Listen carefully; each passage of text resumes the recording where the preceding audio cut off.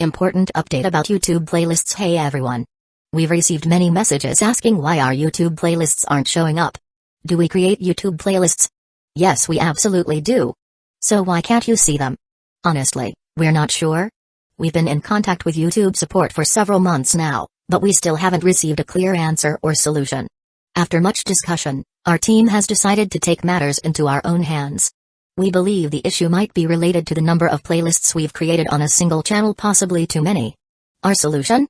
We're launching 2 additional YouTube channels, giving us a total of 3. This way, we can organize our audiobooks better and avoid the playlist visibility issue in the future.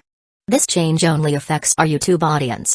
If you're a patron supporter, you can still access all our audiobooks by visiting the collection menu on Patreon. Thanks so much for your time and continued support. Happy listening. Xiaomi remained standing by the table, nodding in agreement. If that's the case, it's already an impressive result, Rama said approvingly, and the others nodded in agreement as well. Having once fought the Mad King himself, Rama understood his strength. For Xiaomi to have wounded him so severely that Med was forced to split the Holy Grail's power was something even the young king found praiseworthy. As for why the assassination failed, Xiaomi continued, it's because there was a third servant at the enemy base besides the Mad King and Med. That led Master and me to misjudge their total combat strength. His gaze turned toward Karna. But we've already identified that third servant's true name. He is called Arjuna. Arjuna? Rama was the first to react in shock. Helena and Geronimo, both well-versed in lore, were also visibly surprised. Karna, who had been silently listening, responded with a calm voice. I see. If that man is fighting alongside the Mad King, it makes sense that the two of you couldn't succeed. Exactly, Xiaomi admitted without hesitation. Arjuna was a formidable servant. Even if Xiaomi provoked him, there was no way to end the fight quickly. There was no doubt about it. Morgan, providing support from Chaldea, spoke up again. Using the device on Xiaomi's wrist, she projected a map onto the center of the conference table. In terms of numbers, we currently have 13 servants and 2 masters. That's enough to hold our own in a full-scale Holy Grail war. However, Helena added seriously, even though the number of confirmed servants on the Celtic side is still small, they include legendary figures like Fergus, Fion, and Diarmid, along with Beowulf stationed on Prison Island. And don't forget the infinitely replicating magical beasts and Celtic warriors. The outcome of this war between us will determine the fate of this era. And possibly the world itself.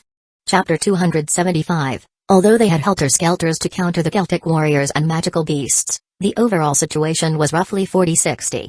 Who held the advantage? Well, that was up for debate. This actually isn't a difficult issue to solve, Skaithak said, tapping her finger on the table. My beloved disciples. Xiaomi, Karan. How we proceed in this war should be decided by the two of you. Something this important can't be left to just 2. Edison started to protest, but when he looked at Xiaomi, he swallowed the word humans. After all, while the heroic spirits were the primary fighting force, the reason they had chosen to rise against Medb's Celtic army was for the sake of those living in the present. This battle's course should be in the hands of humanity. About that, Karin showed a rare look of hesitation. It wasn't the weight of responsibility that bothered her. It was the idea that she was now considered a representative of humanity that unsettled her. Honestly, Karin had no particular affection or dislike for humanity or the human world. She was only involved because her most important family lived there, and she was willing to fight for their sake.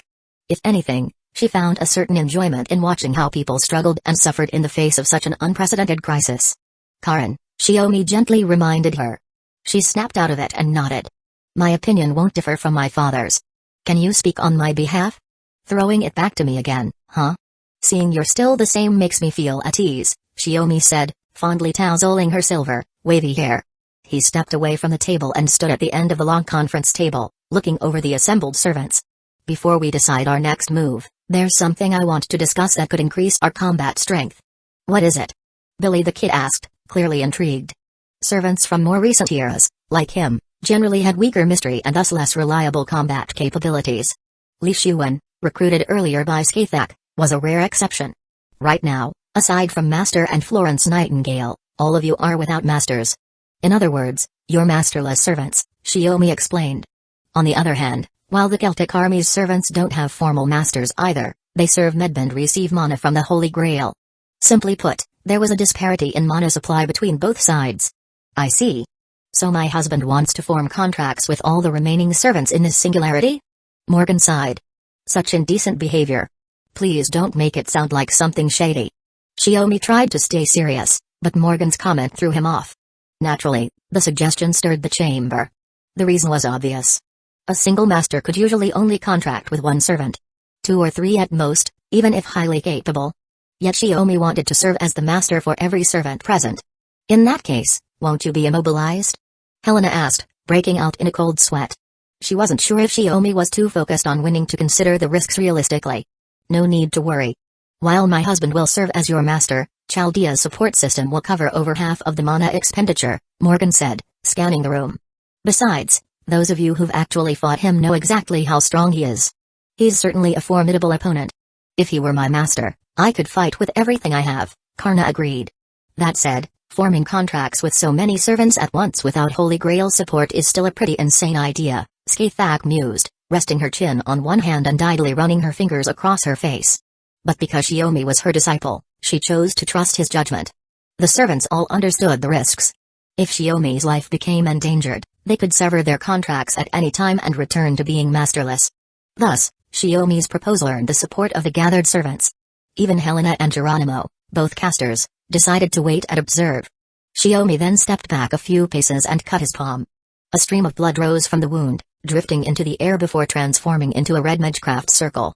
The circle's glow shifted from red to silver-white as it fell to the ground, spreading in an orderly pattern across the floor. This was a special large-scale contract ritual. Each servant present would have to choose whether to accept it. Ordinarily, such a ritual would be used by a magus to bind an ordinary familiar. But now, it was being used to contract with heroic spirits. Familiars of the highest class. As the contracts were accepted, the magecraft circles beneath their feet began to glow one after another. A fierce gust swept through the council chamber, forcing Karen and Florence Nightingale, who hadn't taken part in the contract, to raise their hands to shield themselves. Even with Chaldea's support, forming so many temporary contracts at once brought an overwhelming pressure crashing down on Xiaomi. It reminded him of the night before the Fourth Holy Grail War, when he had first performed a heroic spirit summoning. The strain on his magic circuits was far more intense than it had been back then, but it was still within his capacity to bear. He clenched his fists and looked down at the command spells etched on the back of his hand. This was a necessary burden. The heroic spirits were fighting for humanity. He, as a human, should be able to support them and fight alongside them as well. As the contracts and circuits gradually stabilized, Xiaomi allowed himself a confident smile. But then, without warning, foreign visions flickered through his mind.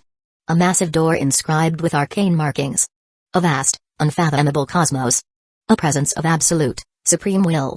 Like an illusion, it flashed across his consciousness. And vanished. A sharp pain tore through his head. He clutched his forehead, his knees buckled, and he instinctively dropped to one knee. His master's hand appeared before him, her eyes full of concern. So the burden really was too much? No, I'm fine. Xiaomi shook his head and smiled to brush it off. It's just my first time doing something like this. The pressure on my circuits caught me off guard. He pushed himself up from the ground, then looked seriously around at the assembled servants, nodding in greeting. In that moment, he scanned each of them, recalling the legends tied to their names. Yet none of their stories matched the images that had just flashed through his mind. But there were more urgent matters to deal with. Pushing the unease aside, Xiaomi returned to the table. The contracts are complete. Thank you all for your support. Now, let's talk strategy for the upcoming war. Chapter 276, Night had fallen when Skaithak went to Xiaomi's room to find him, only to discover it was empty. His personal belongings were still there, so it wasn't as if he'd been kidnapped or gone off alone to engage the enemy. This time wasn't like the small-scale skirmishes they had before. It was going to be a full-scale clash between two armies. A real war. That made her feel it was necessary to speak with him again. To help her beloved disciple, who had never truly experienced war, prepare himself mentally. But now, finding the room empty, she was a bit surprised. The terrace door was open. When she stepped outside, she spotted Xiaomi leaning against the battlements across from her, quietly letting the wind blow through his hair. Understanding the situation, Skaithak moved across the gap between the city hall and the wall with a few nimble leaps, landing near the corner close to him. She was just about to call out when she heard him speaking to someone. Reflexively, she paused and leaned against the wall to listen. You were lying back then, weren't you, my husband? Came Morgan's voice, along with her barely visible projection, faint in the moonlight. When did you figure it out? Xiaomi chuckled to himself. As Chaldea's master, your vital signs are monitored constantly. Forming so many contracts at once did cause strain on your magic circuits, Yes. But. Morgan let out a soft sigh. Nowhere near enough to push you past your limit. You're a tough one. I'm just human, you know. We have limits. Shiomi mumbled with a half smile. I know exactly where your limits are. And if you really want to insist otherwise, I'll humor you. I won't call you out. Morgan shook her head. After all, if Shiomi had truly been just an ordinary person, there's no way he could have spent 6,000 years with her in that place. 4,000 years of searching. 2,000 years of conquest. In the end, it all came down to one thing, time. Shiomi blinked. So you know, then? Know what? That I don't have any memories of the past, Shiomi said. I've had a hunch, Morgan replied with a small shake of her head. She'd never asked him about it in detail. There had been too many things filling that long stretch of time. And when it came to someone she trusted from the bottom of her heart, a blank past felt inconsequential. Besides, he'd never seemed to mind it himself. So she hadn't pushed. To be honest, my earliest memory is fighting undead and skeletons scattered across the wilderness in the land of shadows. I was clinging to the desire to survive. Didn't even remember who I was. Just had a name I wasn't sure was real or not. Shiomi smiled bitterly. I really thought I'd die there. Until Master suddenly showed up and saved me. I see. In a place like that, empty and desolate, you were like a newborn with no memories. It's no wonder you fell for the first person who rescued you. Morgan teased knowingly. Just a classic case of fledgling syndrome. Sooner or later. Don't think I'll just let that slide, Morgan. Skithak finally stepped out from the shadows, unable to keep silent any longer. Morgan didn't look surprised. I thought you'd last a bit longer. So quick to appear. Chaldea's detection radar was clearly marking every servant within several kilometers of Shiomi, tagging each with their monosignature. If Skithak had bothered to use presence concealment, she might have avoided detection. But she hadn't seen the need. If you hadn't shown yourself, she'd have logically dissected every last bit of my feelings for you, Shiomi said with a dry laugh, turning to lean his back against the parapet. Oh, wait. No, she'd have just tossed it all under fledgling syndrome. Busted. As expected, my husband isn't so easily fooled, Morgan said breezily, not at all embarrassed by being exposed. She spoke like someone tossing aside a strawberry that turned out to be overripe. Casual and indifferent. Skithak let out a light, cheerful laugh after hearing their exchange. Looks like I was worrying too much. At times like this, I should trust my beloved disciple the same way I trust him in battle. Yeah. Shiomi sighed. But I didn't expect you to suddenly start wondering about your origins, Skithak said with a smile, smoothly continuing the conversation. So, Master, do you know anything? Shiomi asked. Regretfully, nothing at all, Skithak replied with an apologetic look. Sometimes people end up in the land of shadows by chance due to its connection with the world. You're just the only one who ever survived. She had noticed him from the start, assuming he'd die soon like the rest. But Shiomi's unexpected tenacity had piqued her interest, so she went to see for herself. And what she discovered was an irreplaceable treasure. So even Master doesn't know, huh? Shiomi scratched his head. Suddenly caring about something like this. Did something happen during the mass contracting with the servants? Skithak asked. Morgan tapped her keyboard a few times, checked the third singularity's exploration status, then spoke up again. You saw unfamiliar memories, right? Ones that didn't seem to come from any of the servants you just contracted. Naturally, you'd start wondering if they came from a past even you don't know. No wonder, Skithak murmured, her thoughts clicking into place. So what did you come here to talk to me about, Master? Shiomi asked. We're marching on Washington tomorrow. Best not to get distracted, Skithak, Morgan warned, her tone sharp. But Skithak only smirked. I just came because my dear disciple hasn't experienced real war yet. If he ends up puking after seeing a mountain of corpses tomorrow, someone has to prepare him. After all, the blood-soaked grinder of the battlefield is something else entirely compared to a few bodies. And here I am, brooding over nonsense. Shiomi muttered, touching his cheek. Morgan propped her chin up with one hand, her tone teasing. Still, for such a big matter, the fact that you came to me first rather than your master is quite heartwarming. Well. Shiomi chuckled awkwardly. He had only wanted to chat with Morgan before bed, but once she noticed something was off, he felt he had to explain himself. Skithak made a pointed sound. It's already deep into the night here. And since Chaldea is synced with this side, you should rest too, Morgan. She reached out and grabbed Shiomi's arm. Master? Shiomi stiffened. Watching Morgan's expression gradually darken on the projection screen, he knew full well his night was about to take a turn for the worse. Well then, my beloved disciple, it's about time to rest. Tonight, Your master will keep you company. Forget about everyone else for now." With that, Skathak landed a clean punch to Shiomi's stomach. He dropped to his knees instantly, completely incapacitated. Before Morgan could get a word in, Skathak shut off the communicator and carried Shiomi down from the tower. Chapter 277. That night, Skathak didn't actually do anything. And nothing happened to Shiomi, either. Regardless of whether there was even time for intimacy with a long, grueling war on the horizon, Skathak's concern lay elsewhere. What she truly cared about was whether Shiomi's heart could endure the sight of a battlefield drenched in blood and corpses. Their enemy was an army of Celtic warriors devoid of self-will. Even with Edison's mechanical soldiers as the main force, facing off against such foes would turn the front line into a literal meat grinder. Only by pouring in constant reinforcements could they hope to push the line forward. Northern Army, Edison, Helena, Florence Nightingale, Elizabeth, Nero, Karna. Central Army, Rama, Li Xuan, Tesla, Billy the Kid, Robin Hood. Southern Army, Skathak. As they rode, Skathak sat behind Shiomi on horseback, glancing over the troop assignment one last time. Karan would accompany the Northern Army. Rama would lead the Central Army on his own. And the Southern Army would be led by Shiomi and his master together. "So all the fighting strength except me has been sent to the Northern Army?" she remarked. "Aren't you being a bit too protective of Karan? Karan's not like me. She won't survive a fatal blow." Shiomi patted the steed beneath him. "That's why we're concentrating our strength up there." Starting from Dallas, the army advanced to Montgomery, already within striking distance of Washington. Then split into northern and southern divisions, preparing to push toward the capital along two separate routes. Though the Holy Grail was still producing Celtic warriors, no reinforcements had arrived overnight.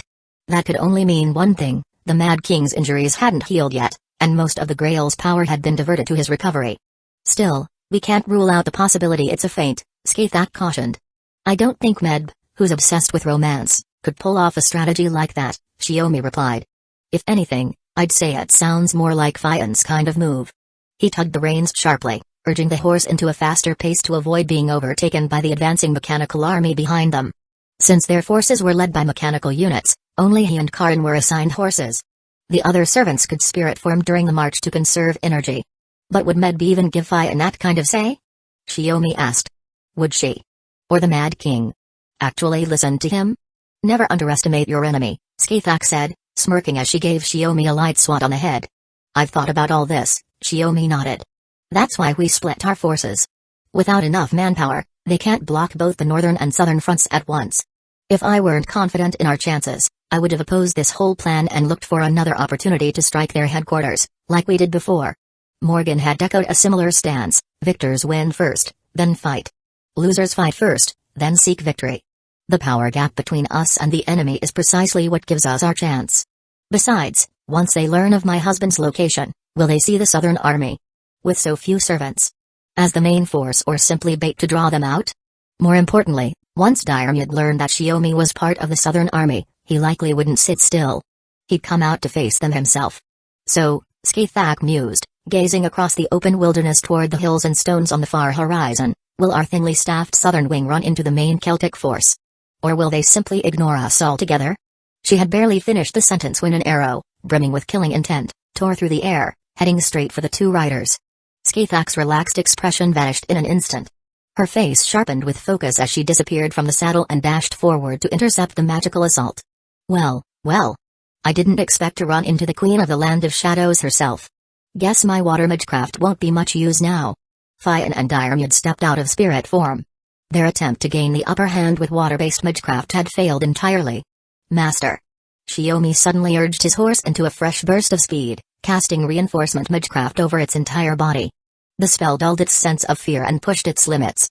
Within seconds, the warhorse broke the sound barrier, closing several hundred meters in the blink of an eye. Skathak immediately understood the meaning behind Shiomi's call. It was a signal. She leapt deftly to the side, holding down her wind-tossed hair as she watched the horse charge straight at the two newly appeared servants. Caught off guard, the pair were forced to break formation. Though uninjured, the impact left them stunned and rattled. Diarmid rolled across the field before springing to his feet. Raising his twin spears, he looked at Shiomi with gleaming eyes and admiration. "I never expected your horsemanship to be so refined. What a shame. I couldn't bring my own steed to the battlefield. A mounted duel would have been ideal." "Diarmid," Fian called out, "I recall you once said you lost to that man. Shall we trade opponents?" "No need, "My lord," Diarmuid replied, rising with resolve. This time, he was determined to face Shiomi from beginning to end. Realizing his horse would no longer be useful in the fight ahead, Shiomi leapt down and sent it galloping away from the front line. "Very well, then I'll take Skaithak," Fiant said, twirling his spear. "In the end, we're merely commanders of a Celtic army." As he spoke, a formation of Celtic warriors began advancing from the slopes of the rolling hills. Among them marched various beasts and monsters, with wyverns circling ominously overhead. They didn't outnumber the enemy. But the surreal, fantastical makeup of the army was enough to exert heavy psychological pressure. The only silver lining was that every soldier operating the mechanical units and all the infantry marching behind them had came to this battlefield by their own will. "It's been 20 years since our last fight," Shiomi said, locking eyes with Diarmuid. Diarmuid let out a clear laugh. "You look exactly like the man I saw in the records. But tell me, have you grown weaker in those 20 years? "Weaker?" Shiomi smiled, shaking his head slightly. "Did you really think I was going all out back then, Diarmuid?" The tone was casual, like chatting with an old friend. But something felt off to Diarmuid. Before the masters from Chaldea had arrived, he and Fian had already crossed spears with Skaithak. That queen also wielded twin spears. "Don't tell me." Even as Diarmuid muttered in shock, Shiomi raised both arms, revealing a pair of twin spears that he began to spin into position, smoothly shifting into a combat stance. It wasn't some spur-of-the-moment trick. Diarmuid could tell at a glance. A surge of fierce energy erupted from him like a crashing tide. Diarmuid Aduab, of the Knights of Fianna. Reporting. Chapter 278, The Northern and Southern armies have begun engaging the Celtic forces. The Northern Army's left flank and central units are breaking through the enemy lines one after another. The Southern Army's doing great too. The sabotage planned in advance by Robin Hood and the others has weakened the enemy. It won't take long before we can push the front line even further. Chaldea's battle reports kept streaming in through the communicator on Shiomi's wrist. Glancing down at it, Shiomi then turned to look at Diarmuid, who was panting heavily before him. They had fought their way up a nearby hill. Below them was a battlefield turned into a slaughterhouse, where the Celtic forces clashed fiercely with the American troops. Shiomi switched off the communicator and looked at the worn-out Diarmuid. "You heard it. The Northern Army and Central forces are breaking through our side." He swept his eyes across the battlefield, then casually spun his crimson spear, knocking down a charging Celtic warrior aiming for him. Unlike the disorganized Celtic troops, the American mechanical soldiers and infantry strictly followed Shiomi's orders. None charged over recklessly to assist. They focused solely on holding off the advancing Celtic warriors. The difference between soldiers is marginal, but when that's the case, it's the number and prowess of warriors that determine the outcome. Diarmuid's breathing had calmed. He raised his red sword and pointed it at Shiomi. "Your twin spears have long surpassed mortal technique, reaching divine levels. Yet back then, you had to fight me using unfamiliar weapons." In their second clash, Diarmuid had only a single blow left in him. The more he recalled the record he carried into this singularity, the more he regretted it bitterly. But now, Shiomi was fighting at full strength, forcing Diarmuid into a corner. The twin crimson spears had a longer reach than Diarmuid's dual swords. While trying to close the distance, he had to remain constantly on guard. Not to let even a graze from those spears touch him. After all, the curse embedded in those spears rivaled that of the yellow rose of death. Diarmuid knew this all too well. Worse still, Shiomi's spear techniques were vicious and deceptive. Feints turned into real strikes disguised as feints. His intentions flowed seamlessly through his hands, with no pause or break in rhythm. Diarmuid knew better than to keep trying to read his moves. The twin spears and twin swords clashed once more. Why would a heroic spirit like you serve someone like the Mad King or Meb? Shiomi pressed down on Diarmuid's blades with his spears. Fighting for the side that seeks to destroy human history. Doesn't that taint your chivalry? Because we lost. Both my lord and I were defeated by His Highness, the Child of Light. After that, we had no choice but to drink Queen Medb's mead. Diarmuid gave a strained smile. I'm already a defeated general. There's no honor in surrendering only to betray again. With those words, he clenched his teeth, pushed Shiomi back, and launched himself into the air. Leaping far beyond the normal limits of a materialized servant. Mana burst, jump. Raised by the gods, Diarmuid only gained access to this ability when manifesting as a saber to compensate for the altered attributes of that class. The towering leap gave him incredible acceleration. His twin sword strike came down with overwhelming force. Entirely at odds with his refined, handsome appearance. With that mana burst, even Shiomi had to resort to rune magecraft to conjure a shield. Taking that blow head-on was not an option. So you're going to keep fighting for the Mad King and Medb till death, is that it? Realizing Diarmuid couldn't be swayed, Shiomi only confirmed it calmly. Then, from a distance, Fion, caught off guard, was struck by a brutal sweep kick from Skathak. He was sent flying midair and crash-landed near Shiomi and Diarmuid's battlefield. The impact knocked over more than a dozen Celtic warriors scrambling up the slope. Give it up, my dear disciple. Those two won't change their minds. Knights have their pride. Even if they understand the cause of preserving human history, they won't waver. Skathak landed beside Shiomi. Amidst the smoke, Fion got back on his feet, looking a bit disheveled. My lord, are you all right? Diarmuid asked, concern in his voice. Fion wiped the blood from his face, gave his spear a firm shake, and stood tall with fierce determination. I can still fight. The real question is, can you keep up with me, boy? Of course. The swordsmanship of Diarmuid Aduab, first spear of the Knights of Fion, hasn't even been fully unleashed yet. Diarmuid replied with renewed fighting spirit. Fion grinned at that. Bubbles began forming around him, then suddenly fired out like cannonballs. As they launched, Shiomi quickly chanted the rune as well. The water projectiles instantly slowed, then stopped altogether before reaching him and Skathak, vanishing harmlessly. Skathak didn't praise his timely counter. Diarmuid had already seized the moment to leap again, twin swords raised high for a downward strike. She looked up coolly, blocked it with the crimson spear in her right hand, then immediately thrust with the one in her left. Diarmuid dodged with everything he had, but still took a cut to his left arm. The wound wouldn't heal quickly, but it wasn't debilitating either. Not bad. That last strike should have gone straight through your throat. Skathak held one spear at her side and pointed the other at the pair. But next, you and your master will be facing us. Master and disciple. Be ready. Fion chuckled. The queen of the land of shadows and her dear apprentice. If I were Lord Cuchulainn, I'd be drowning in envy right now. That man would never think something like that, Skathak replied with a shake of her head, as if she'd just heard a bad joke. But Diarmuid here is also a man who's spent his whole life chasing love. His passion's no less than yours. Fion suddenly changed the subject. On a battlefield where life and death hung in the balance, he still found time for banter. This has nothing to do with the fight, my lord. Diarmuid couldn't help but respond, his tone strained. Though his reaction made it clear he was well accustomed to Fion's antics. I have to disagree, Lord of the Knights of Fion. The two of you are alone on the battlefield. Where's the space for love in that? Skathak actually joined in the conversation. Just as Shiomi was about to remind his master not to get distracted, Skathak suddenly planted her left-hand spear into the ground, grabbed his shoulders, and kissed him. Right there in the middle of the battlefield, without warning or hesitation. Ha ha ha ha. Just what I'd expect from the queen of the land of the dead. Delightful. Fion paused, then burst out laughing, only for his smile to shift into something sharp and dangerous. With opponents like you two, even if we stand as enemies of humanity, I can't help but enjoy this fight. Shiomi, having been kissed by his master out of nowhere, felt more embarrassed than anything. The battlefield was crawling with enemies. If he let his guard down, like now. He spun his spear again, taking out a Celtic warrior trying to sneak up from behind. Wiping his lips with his sleeve, he charged straight toward Fion and Diarmuid. Chapter 279, Fion Maccom Hail, loyal knight of the High King of Erin, slayer of evil gods, and protector of the people from invaders and monsters, had long stood as a shield for his homeland. His legendary feats made him worthy of the title Knight Commander, even among the storied knights of Fion. Though wise and deeply respected by his fellow knights, the radiance of his glory had been dimmed by time. Even the greatest heroes, as the years pass, find themselves burdened with more to protect. Power. Justice. The people. The more one wishes to safeguard, the more clouded the eyes become. And so, men gradually lose their freedom. In the end, Fion never let go of what he sought to protect. No matter how bitter the burden, he remained at his post as Erin's unwavering guardian.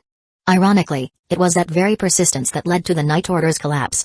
To Diarmuid, Fion would always be the lord he respected and remained loyal to. Even if his own fate ended in tragedy, he never once regretted the path he chose. There was no hatred, so Diarmuid held love for Grain. There was no resentment. So he understood Fion's anger. But if there were ever a second chance, if he could once again take up a spear as a knight, relive life anew, and fight with his former lord by his side. 4 streaks of crimson light. The twin spears of master and disciple. Wove together into a net descending upon Fion and Diarmuid. He had heard the reports, Shiomi and Skathak had infiltrated Washington together. Even ambushed by Arduna, they managed to gravely wound the Mad King and escape intact. Now, Shiomi was back on the battlefield, while the Mad King still lay in recovery, tended by the Holy Grail. What sort of opponent was this? Diarmid, a veteran of countless wars, knew full well. What bound this master and disciple was not some fleeting romance. And it was precisely that bond which made their assault as relentless as the tide, leaving him and Fian with no choice but to defend, never finding an opening to strike back. Still, a predicament is only a predicament. That was true for Diarmid. It was just as true for Fian. What mattered more? On this perilous battlefield, he once again stood beside a comrade of the past. Skaithak knocked aside Diarmid's long sword. She didn't need so much as a glance.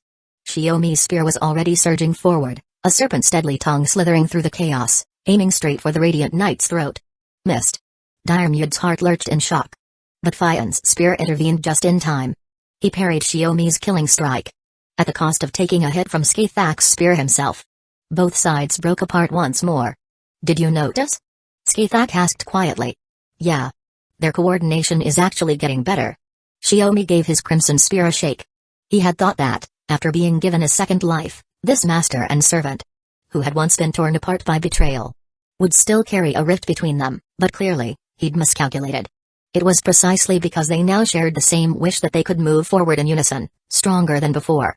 I am deeply grateful, my lord, Diarmid said, guilt in his eyes as he looked at Fian's wounded arm. Fian waved it off, raising his injured arm with a calm gesture. Dragging this out with close combat won't do us any good. It's time to unleash our noble phantasms.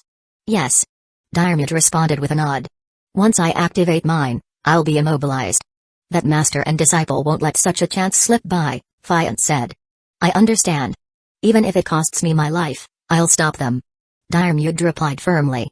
Fian gave a satisfied smile as mana surged through his body. It's a noble phantasm. Even if we hurl our spears now, Diarmid will block it with everything he has. Use rune magecraft to defend, Skaithak instructed, beginning her spellcasting. Behind them were their allied forces. If they chose to dodge the noble phantasm here, it would surely sweep through the mechanical soldiers and infantry behind them, ripping open the southern front. Defend? No. We counter. Shiomi stowed his crimson spear and pulled out his staff. Skaithak glanced at the wand again, but held back her questions. A wand crafted from a piece of the world tree. Just how had her beloved disciple acquired such a thing? Yet what surprised her even more came next. Mana surged around Shiomi, rising to a level that matched Fian's. A sight that even startled Fian himself. But the moment had come. He stepped forward and released the magical energy stored within his spear. This single blow has slain even fallen divine spirits. Taste its wrath. Makan Luin. This is my ideal, my hope, my path. Fate as both man and not man. Roadless Camelot, reaching the ultimate utopia. Fian's noble phantasm, infused with the divine authority of Nu Ada, god of flowing water, transformed into a surging torrent across the battlefield, clashing head-on with the bombardment released from Shiomi's staff. A noble phantasm? Fian and Diarmid both looked astonished. But Skaithak understood. This wasn't a true noble phantasm. It was a conceptual one. By using primordial runes to reach into humanity's deepest ideal, it merely received a name akin to a noble phantasm. A noble phantasm. The embodiment of mankind's most exalted fantasies. And so, with the two overwhelming forces locked in stalemate, both Skaithak and Diarmid reached the same conclusion through instinct alone. They had to strike now, while the other two were locked in place. This is the moment that decides life and death.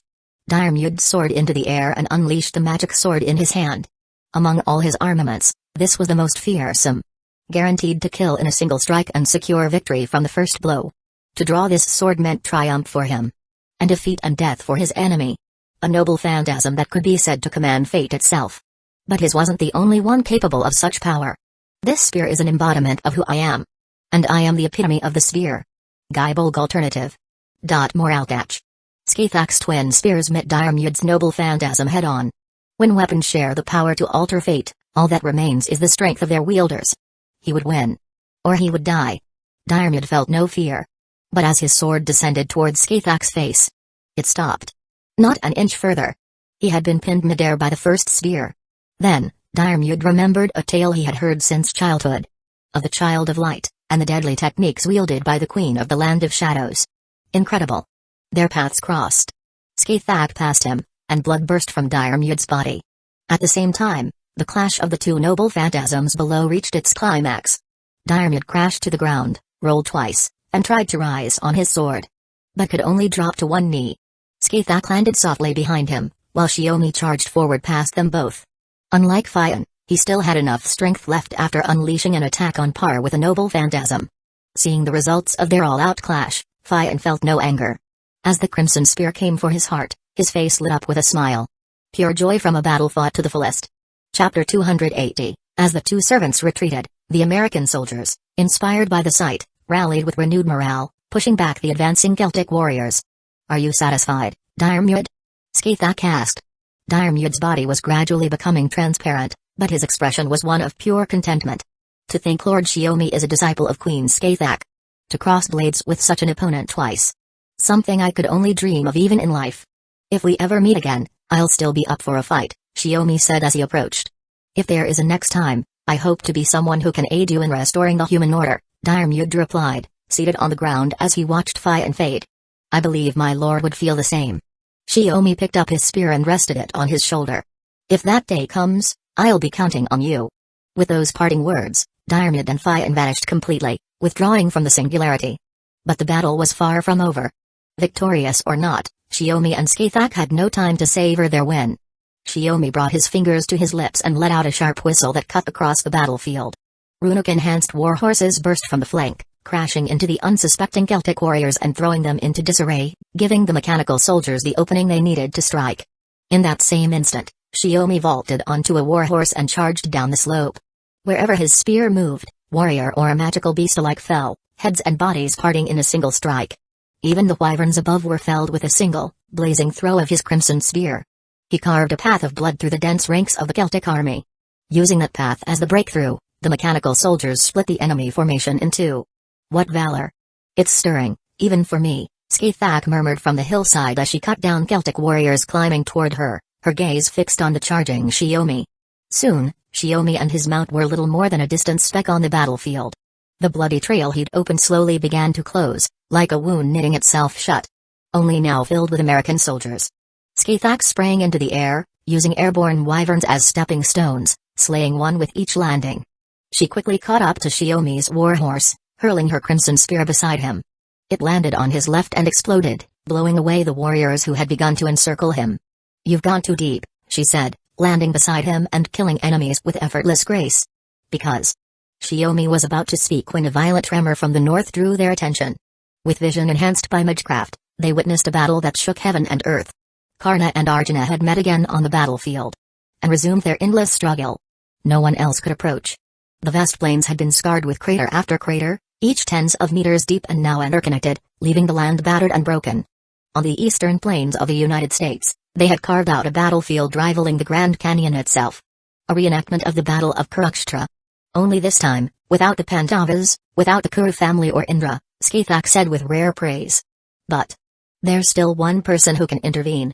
Amid his spear strikes, Xiaomi glanced down at the command spell on his hand. He could feel it. Karna had severed his link to Xiaomi's mana, drawing power only from himself and the greater source. If that was the case, then this battle wouldn't last much longer. "Romani, what's the situation on the battlefield? What about the other Celtic servants?" Xiaomi contacted Chaldea mid-battle. Romani's voice came through, distorted by interference. "Beowulf is engaged with Li Shuwen. Fergus is being held off by Rama, with Nero and Elizabeth assisting from the central forces. They've successfully suppressed Fergus. His defeat is only a matter of time." Before Romani could finish, a burst of multicolored light cut off Xiaomi's view of Karna. Fergus had unleashed his noble phantasm, and the land split even further apart. That meant Rama and the others would likely be releasing theirs next. With no more hesitation, Xiaomi raised his hand, the command spells etched on the back glowing brightly. "By command spell, I urge my comrade Karna. Fight Arjuna with all your might." Even if the mana supply was severed, as long as the contract remained, Chaldea's command spells could still be invoked. Sensing the surge of support, Karna momentarily paused mid-combat. Then, as mana erupted more fiercely from his body, he silently offered Xiaomi his deepest thanks. Before diving straight at Arjuna. "By the second command spell, I call on my comrades. Rama, Nero, Elizabeth. Defeat Fergus." Xiaomi declared again, sending a second command spell's power to his allies. Two spells released in rapid succession. An immense amount of mana flowed to the battlefield. But just as he was about to use the third, a chariot, radiating massive magical energy, barreled in from the direction of Washington, crashing into the battlefield from behind, charging straight at him. Think you can just toss out command spells one after another? Don't get ahead of yourself. Medb's voice rang out from the chariot. All power is my power. The authority of government, the steel of oppression, the terror of domination, chariot my love. Medb's noble phantasm. A chariot made manifest from her royal authority, capable of both direct charges and area attacks. It was drawn by the same two bulls from the tame Bokwilnch. More importantly, it specialized in anti-male combat. For any man, resisting a charging woman like Medb was no simple task. She had one objective, to capture Shiomi and bring him onto her chariot. The interior of the chariot was her own reality marble. A place of pleasure that doubled as a hero's tomb. Any man, even if he could reject her honeyed mead, could not resist the allure of her embrace. Recognizing this as one of the most dangerous and troublesome noble phantasms for any male, Skaithak shouted, "Get out of the way! As if I'd let you." Medb's chariot closed in instantly. She cracked her whip. Shiomi, already surrounded by spears from Celtic warriors and unable to maneuver his horse away, had no choice but to leap off. In that split second, the whip wrapped around his neck and yanked him toward her. With the noble phantasm's true name released, Shiomi, as a man, found himself at a severe disadvantage. Medb seized the moment, dragging him, unable to resist, toward the depths of the battlefield. Just curious. What exactly does this noble phantasm do? Shiomi asked, feeling the powerful force pulling him into the chariot. Medb only responded with a sultry smile. You'll know once you're inside. Chapter 281. Even though he was inside the carriage, Shiomi felt like he had entered an entirely different world. The chaos of the battlefield and the jostling of the chariot had vanished completely. It was a small-scale reality marble. Only a lingering, seductive fragrance filled the plush interior. Medb had him pinned beneath her. The pink-haired queen, wearing a look of amused appraisal, stroked Shiomi's cheek. "Oh my, your face is covered in blood. But it doesn't look like yours." Medb extended her slender tongue, aiming to lick his cheek, but Shiomi turned his face away. He couldn't move. His hands were bound tightly by her whip. But Medb wasn't the least bit irritated. On the contrary, her expression grew even more delighted. She used the whip's handle to lift his chin with force. "Not bad. You're wild and untamed. Conquering a man like you. That's what I find most exciting. I thought you said you only had eyes for the Mad King?" Shiomi scoffed. "Of course I only love my little coup," Medb purred near his ear, "but that doesn't mean I can't conquer other men. Fian and Diarmid are both dead now, thanks to you. I've nearly run out of servants worth offering you. But if..." Her hands roamed over Shiomi's body, caressing him with deliberate, seductive motions, trying to erode his will bit by bit. But his gaze never wavered. Like forged iron, completely unshaken. And that infuriated her even more. Especially since she'd just seen him flustered and thrown off by a single kiss from Skaithak. Irritation flared in Medb's heart once more. She gripped his face tightly. "Tell me, what's so great about that Skaithak?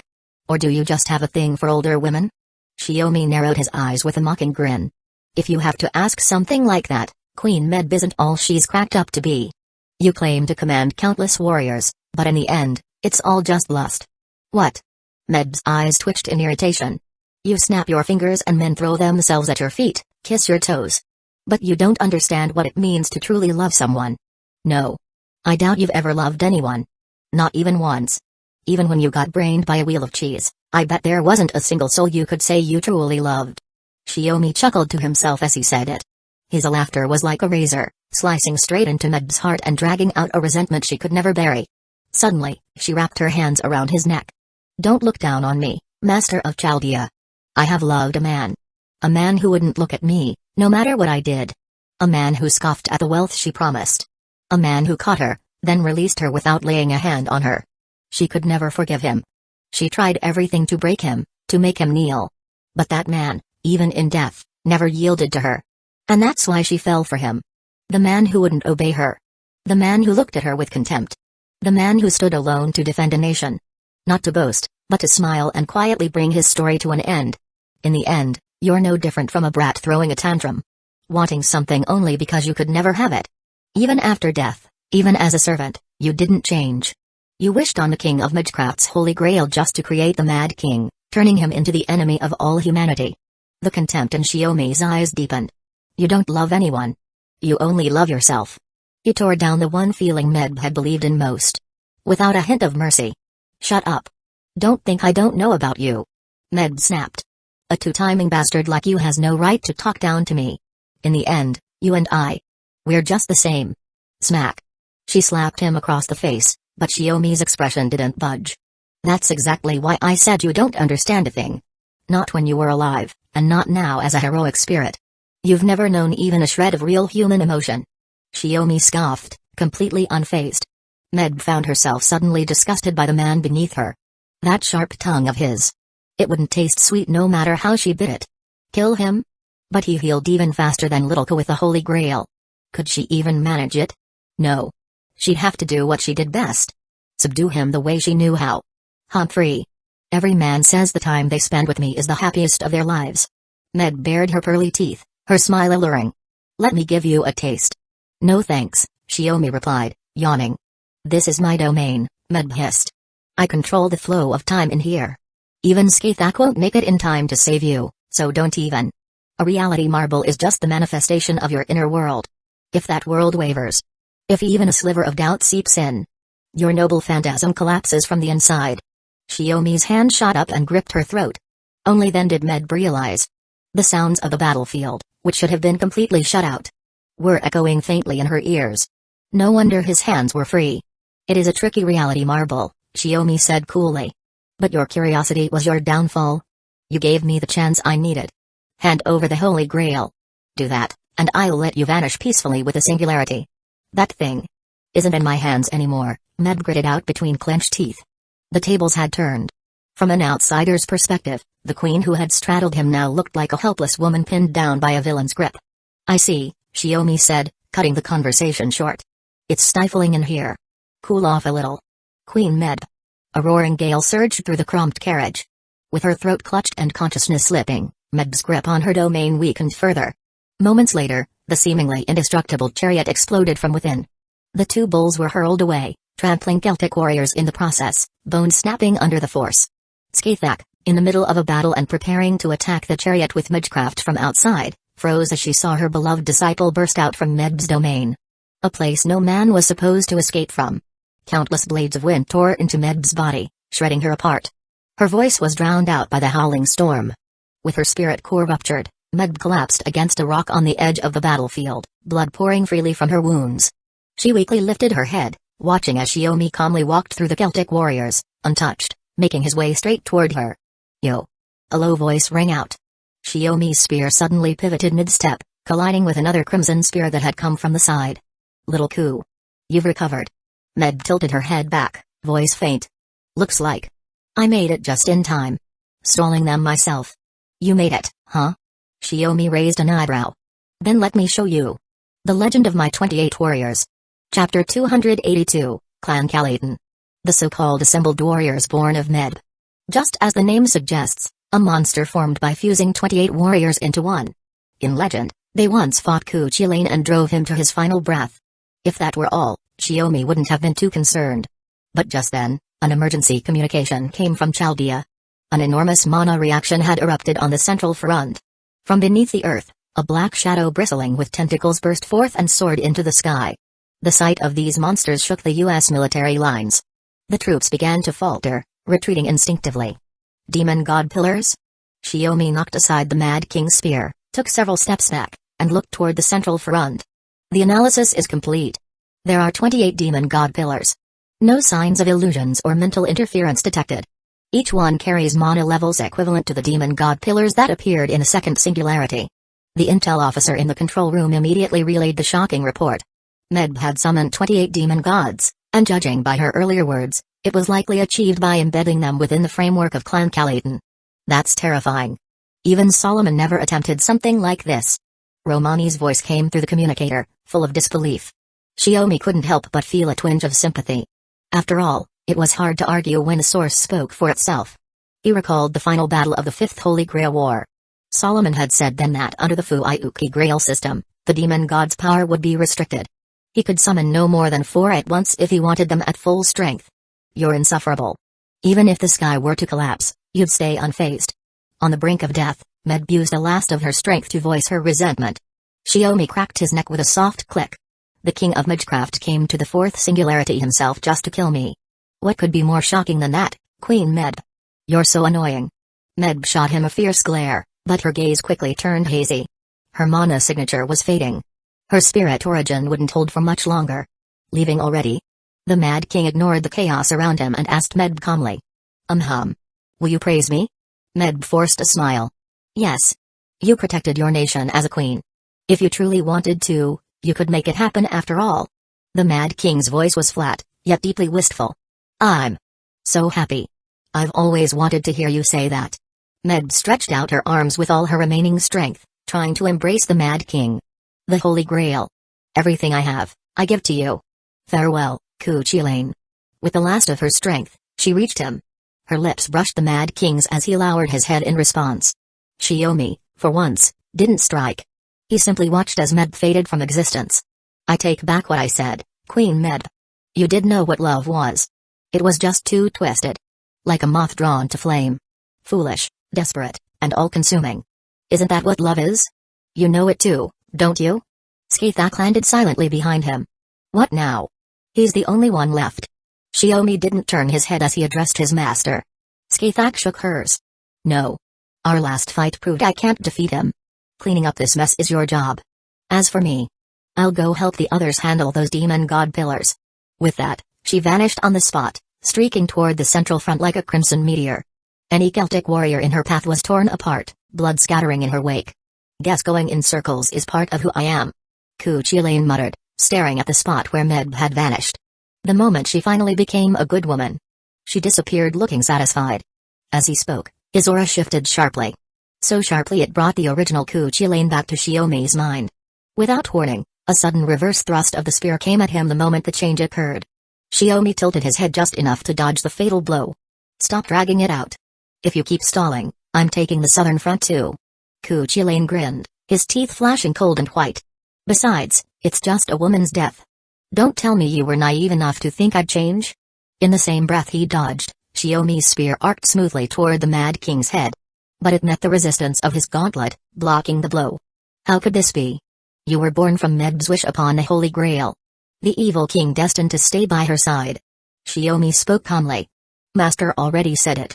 It's my duty to settle this. Well said, junior brother.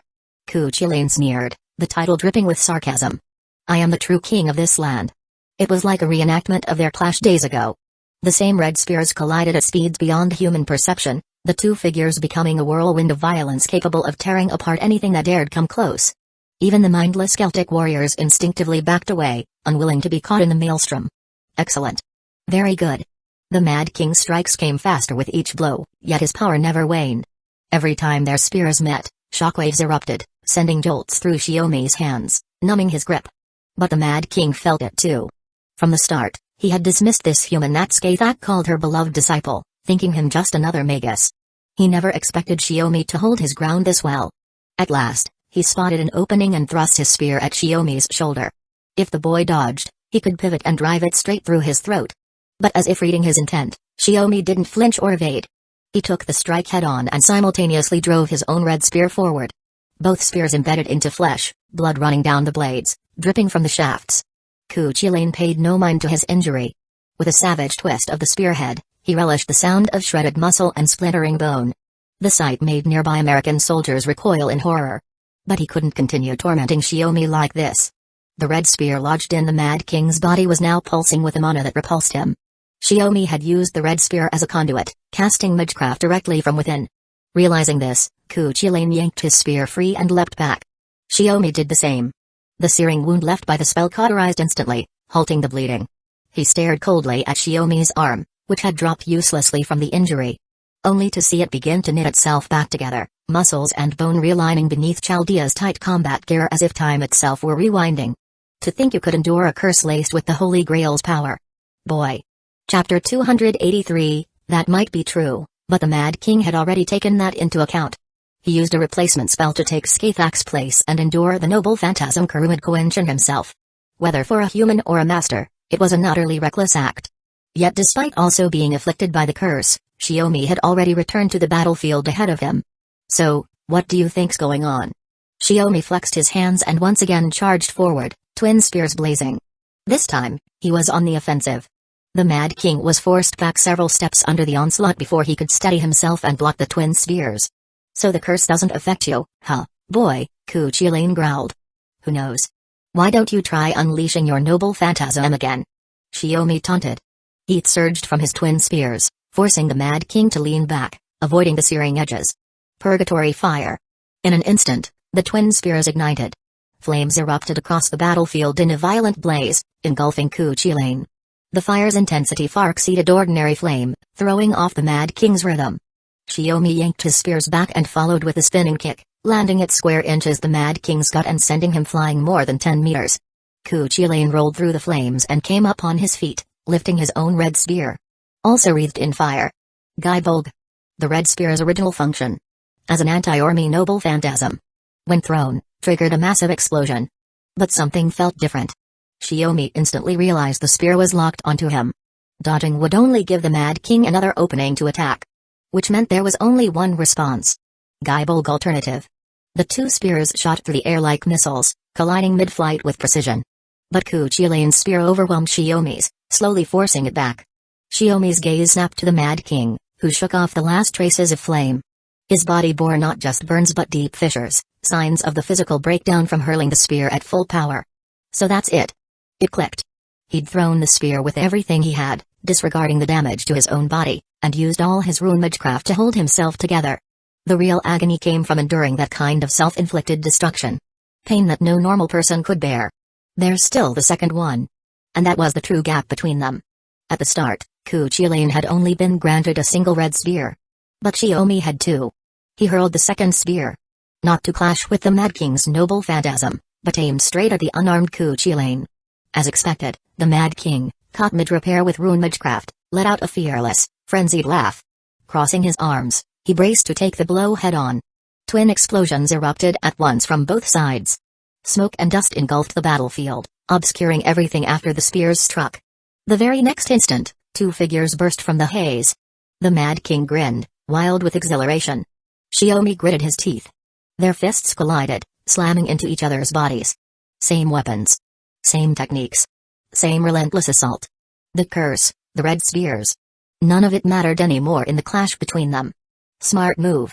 Figured out weapons alone won't cut it, huh? Ku Chilane growled, glaring at Shiomi. But before he could finish, he was sent flying backward. You've still got time. I'll let you reinforce your body with magecraft. Shiomi raised his fist, rune characters glowing along his knuckles. No need for that. The Mad King twisted midair and landed on his feet, then lunged forward again. He spun and brought his heavy tail crashing down on Shiomi's head. A blow strong enough to crush a human skull. Shiomi merely shifted slightly. Oh yeah? Then brace yourself. Shiomi grabbed the tail without hesitation and hurled the Mad King across the field. Mad King. Ku Chilane slammed into a rock wall. Before he could fully open his eyes, Shiomi was already in front of him. A relentless barrage of strikes followed, forcing Ku Chilane to cross his arms to block. Ferocious, aren't you? Is all this rage really just for fixing a singularity? The Mad King snarled, staring into Shiomi's black irises that burned like dark fire. Of course I'm angry. Because I used to envy you. Envy you, the first disciple of our master. Shiomi smashed his fist down again. But what I envied was Ku Chilane, the child of light. The man I once fought against. Not you, who's fallen into this twisted mockery of a king. The sight of Ku Chilane reduced to nothing more than a butcher filled Shiomi with nothing but bitter disappointment and fury. A mere human like you thinks he can talk about what makes a king? Ku Chilane caught Shiomi's fist and drove a knee into his stomach. Shiomi clenched his teeth and grinned through the pain, delivering a sharp uppercut to Ku Chilane's jaw. I've seen many kings. King of knights, king of conquerors, king of heroes, king of magecraft. And of course, the two queens who loved him. And whom he loved in return. Each king is different. Some ruled for ideals, some for ambition, others for pleasure, or duty. Mana swirled around Shiomi's hands as his next spell completed. But every king had something they stood for. Something they fought for. A wave of frost surged forth. In an instant, Ku Chilane was frozen in solid ice as Shiomi shouted, "So what about you? What do you fight for?" But the Mad King held no ideals, no ambitions, no dreams. Only destruction. A king who knew nothing but slaughter. One who would destroy everything, leaving behind a barren wasteland, alone and unchallenged. King in name only. If the brother he once envied had fallen this low, then even Shiomi's own past feelings seemed like a joke. It was unforgivable. Not because of the singularity. But because of his own personal resentment. You're right. Even if Med died right in front of me. Even when faced with your accusations. I feel nothing. The voice came from within the ice, slow and emotionless. You talk like that because you've seen those kings etched into human history, huh? Spiritrons began drifting out from Cuchulain's body, gradually forming a golden double cone in front of his chest. The Holy Grail. Medb had said she entrusted it to the Mad King long ago. Realizing something terrible was about to happen, Shiomi immediately activated Magecraft to seize the Holy Grail from him. But it didn't budge. Had you said this to a different version of me, maybe it would have stirred something. But now, I feel nothing. So yeah, maybe I don't fit your definition of a king. But if you think that's enough to reject me, you're not even close. Chapter 284, Hear Me, Holy Grail. The ultimate vessel of wish fulfillment. Manifest, be remembered, be transformed. That which descends upon this place is one of the 72 demon gods. A low chant echoed from beneath the frozen shell encasing Cuchulain. The vicious surge of mana radiating from him became nearly tangible, fracturing, melting, and evaporating the thick ice. Dense steam filled the air, obscuring Shiomi's vision. Without hesitation, he raised his hand and cast a powerful wind spell. A spiraling vortex swept the vapor away, revealing the ominous, pitch-black figure within. The Mad King's body was shrouded in the mass of a demon god pillar. Yet unlike Makiri in the fourth singularity, he hadn't completely fused with it. Instead, the pillar had been shaped into a suit of armor wrapped around him, resembling the Crimson Spear itself. The pillar's eyes, embedded in the armor, twitched faintly. What is that? Shiomi raised his wand, locking his gaze on the Mad King's new form. One of the 72 demon gods. Halfas. No. Cuchulain muttered, Demon god, Kurumidkoinchen. Kurumidkoinchen. Another of the Mad King's noble phantasms. A materialized exoskeleton, formed from the Red Sea beast Kuray. The monster that served as the prototype for the Crimson Spear. Now manifested as offensive bone armor worn like a carapace. It was this very form he used in Washington to break through Skathak's noble phantasm gate. But now, empowered by the Holy Grail, Cuchulain had fused Halfas and the Crimson Spear to activate Kurumidkoinchen again. Transforming himself into a new kind of demon god, Cuchulain's mana signature has fused with the demon god pillars. Romani's shocked voice echoed through comms. That's not mana an individual of his scale should be able to control. Shiomi rotated his wand slightly. With the power of the Holy Grail, and a hollow shell of a personality? I can believe it. But that wasn't the real problem. With a mere glance, the demonized Cuchulain struck overwhelming fear and pressure into the hearts of American soldiers. Even those who had just torn through the southern Celtic forces. Shiomi caught a glimpse of their instinctive retreat. He understood perfectly.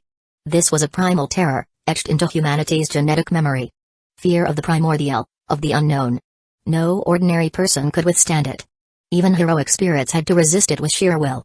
To witness a demon god was to suffer a kind of spiritual corruption, a fear that gnawed at the soul. And yet, Shiomi felt nothing. As if, somewhere in the past, he had already faced something far more terrifying. Something that made this seem insignificant by comparison. That brief moment of reflection gave the demon god its chance. The four eyes embedded in its helm blazed to life. A massive explosion erupted beneath Shiomi's feet, carving multiple craters into the desolate earth. But the target meant to be torn apart by the blast was gone. The demon god looked up.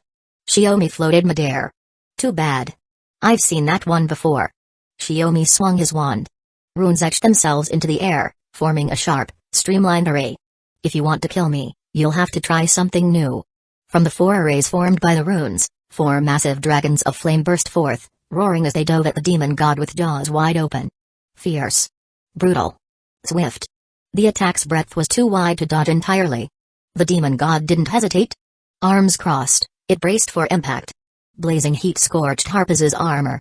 The exposed areas, unprotected by the carapace, were repeatedly burned. Only to heal again, over and over. Eyes embedded in the armor swiveled erratically, tracking every movement. Even the runic flames weren't enough to blind eyes empowered by the Holy Grail. Then, as the firestorm faded, one eye caught a flicker. A shadow in the blind spot.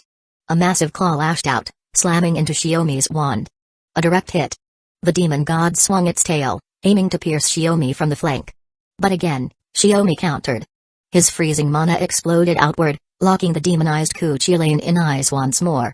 The tail, inches from his neck, froze solid just before it could tear into his skin. And under the ice, the eyes saw something even more dangerous. This was deliberate. Shiomi had closed the distance on purpose. To trap the demon god's movements and trigger the waiting barrage hidden around them. Even with some of its rationality intact, The demon god could guess Shiomi's tactic, bait the enemy into close quarters, then unleash prepared magecraft in a killing strike. There was only one answer. Abandon defense, go on the offensive. The demon god's arm shattered through the ice and swung upward. Transform. All curses, be unleashed. I'll show you no mercy. Kurumid Koinchen. Countless crimson spears erupted from the demon god's body, spreading like a swarm. Seizing the moment when Shiomi was just about to retreat, they pierced through him from every angle.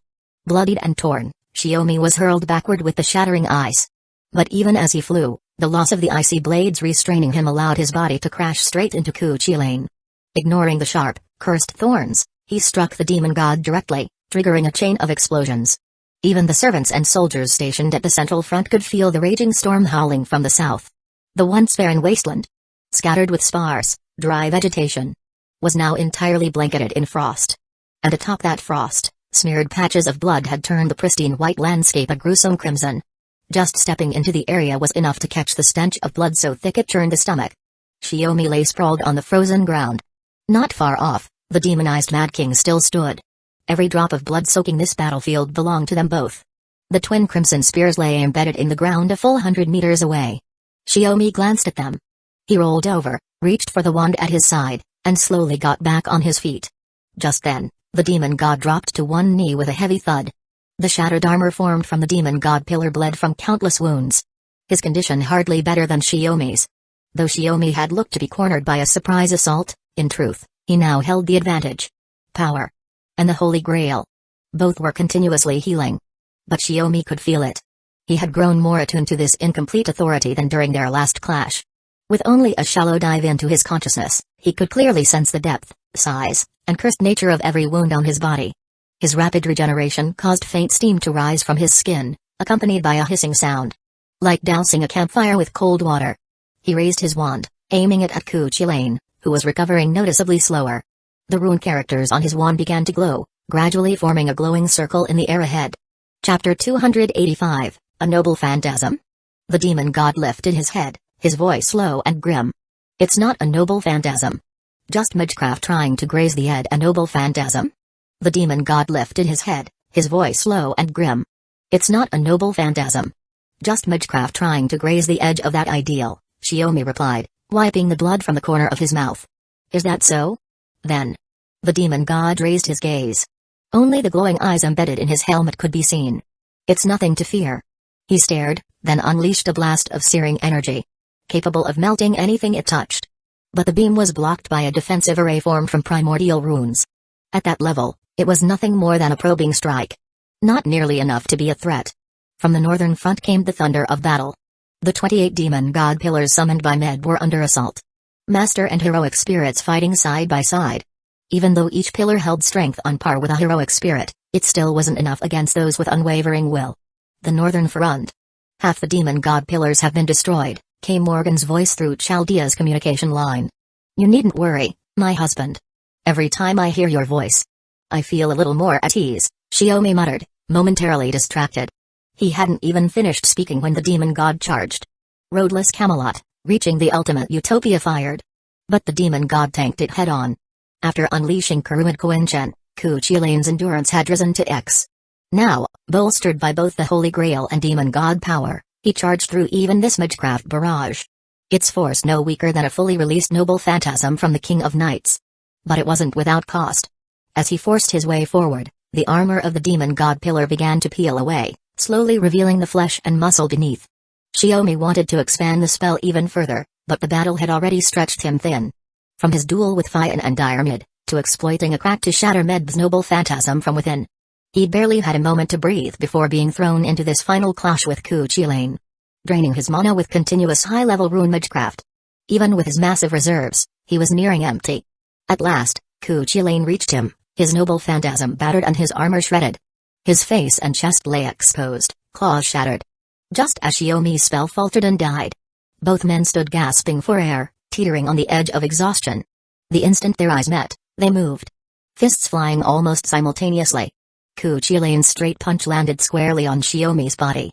At the same time, Shiomi's hook slammed directly into Kuchilane's liver. The impact knocked both of them back a half step. From there, it became a brawl. Raw, brutal, unrefined. No noble phantasms. No magecraft. Just fists, instinct, and grit. They struck at cheeks, throats, stomachs. Any place that might weaken the other. Damn. You're even more relentless than our master, Ku Chilane said, voice hoarse and uneven, half in awe, half in weariness. This has nothing to do with what master said. Or Chaldea's mission. Xiaomi gritted his teeth, ducked under a punch, and drove an uppercut into Ku Chilane's jaw, lifting him off the ground. I'm going to beat you. Deny you. Mad King. Even running on fumes, Ku Chilane's fists should have crushed a human skull. But Xiaomi remained unscathed. Likewise, any punch from Xiaomi could have liquefied a human's organs, shattered their bones. Even a top-tier servant wouldn't walk away intact. Yet both men, disciples of the same master, still stood. Still fought. Blow after blow. Ku Chilane had once been no more than the embodiment of Medb's wish, summoned to be a king first. And only later seeking a reason for that title. His memories as a hero, his life. Sealed. And even if he knew them, they were as distant as someone else's biography. But now, with Medb gone, with the Holy Grail and demon god power spent, something began to stir. Memories that shouldn't have existed in this version of Ku Chilane came rushing back. Even fragments of what no heroic spirit should carry. Memories from when he lived as a servant.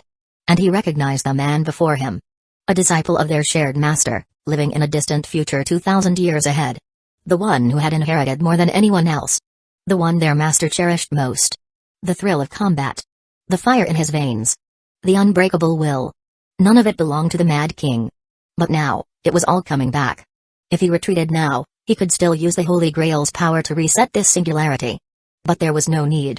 Here, now, there were only two warriors left. They struck with everything they had.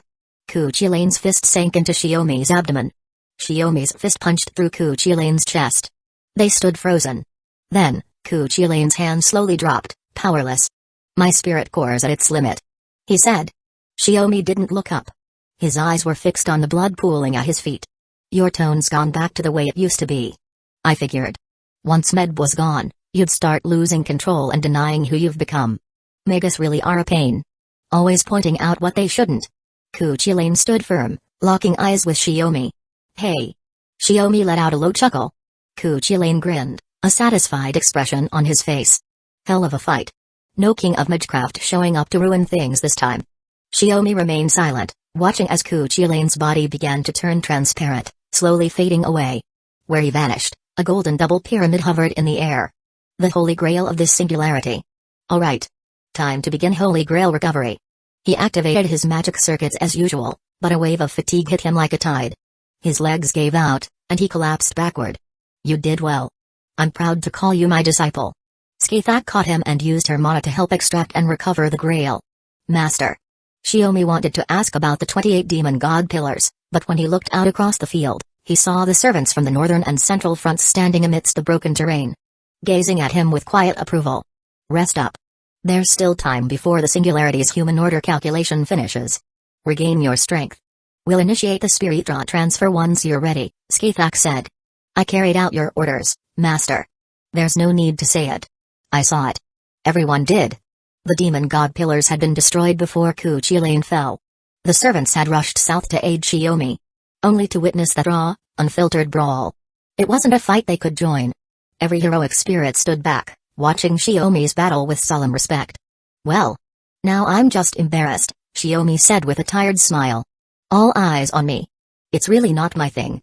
Chapter 286, The successive exits of Queen Medb and the Mad King Ku Chilane marked the curtain closing on this decisive battle. Just 100 or 200 kilometers from Washington.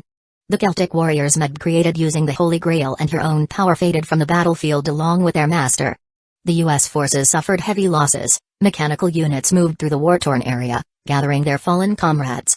Thankfully, the Celtic warriors dissolved without remains, so sorting friend from foe was unnecessary. Though that didn't exactly make the cleanup any less grim. Xiaomi woke to find himself leaning against a rock that overlooked the southern battlefield. And beyond it, he could see the central and northern fronts. Florence Nightingale crouched before him, watching his condition closely. What are you doing? Did you think I was dead? Xiaomi asked, a bit embarrassed. No. Just that she didn't believe anyone could recover so quickly, came Skithak's voice from behind him. See? I wasn't lying, Florence Nightingale. What a remarkable person, Florence said, surprised yet unable to argue.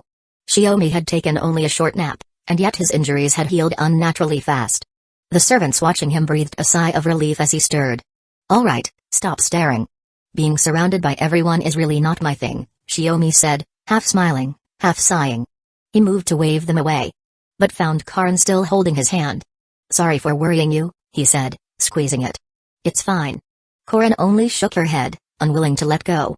With her support, Shiomi rose slowly and scanned the battlefield. The servants had withdrawn, only soldiers remained, tidying the aftermath. "The North American singularity was repaired thanks to your incredible support and effort. If it weren't for all of you defending human history, defending human order, perhaps I'd still be running around this land with Karan, Master, and Florence Nightingale," he said solemnly, expressing heartfelt gratitude to servants who hadn't been able to take leave. Though many were injured and much had been sacrificed, they reached their goal. Chaldea lost no one at Singularity V. And that was enough. "We only did our duty," Florence replied, "but as Master of Chaldea, you fought even more bravely than us. Facing the Mad King alone. We can only admire your courage." She paused, her tone shifting.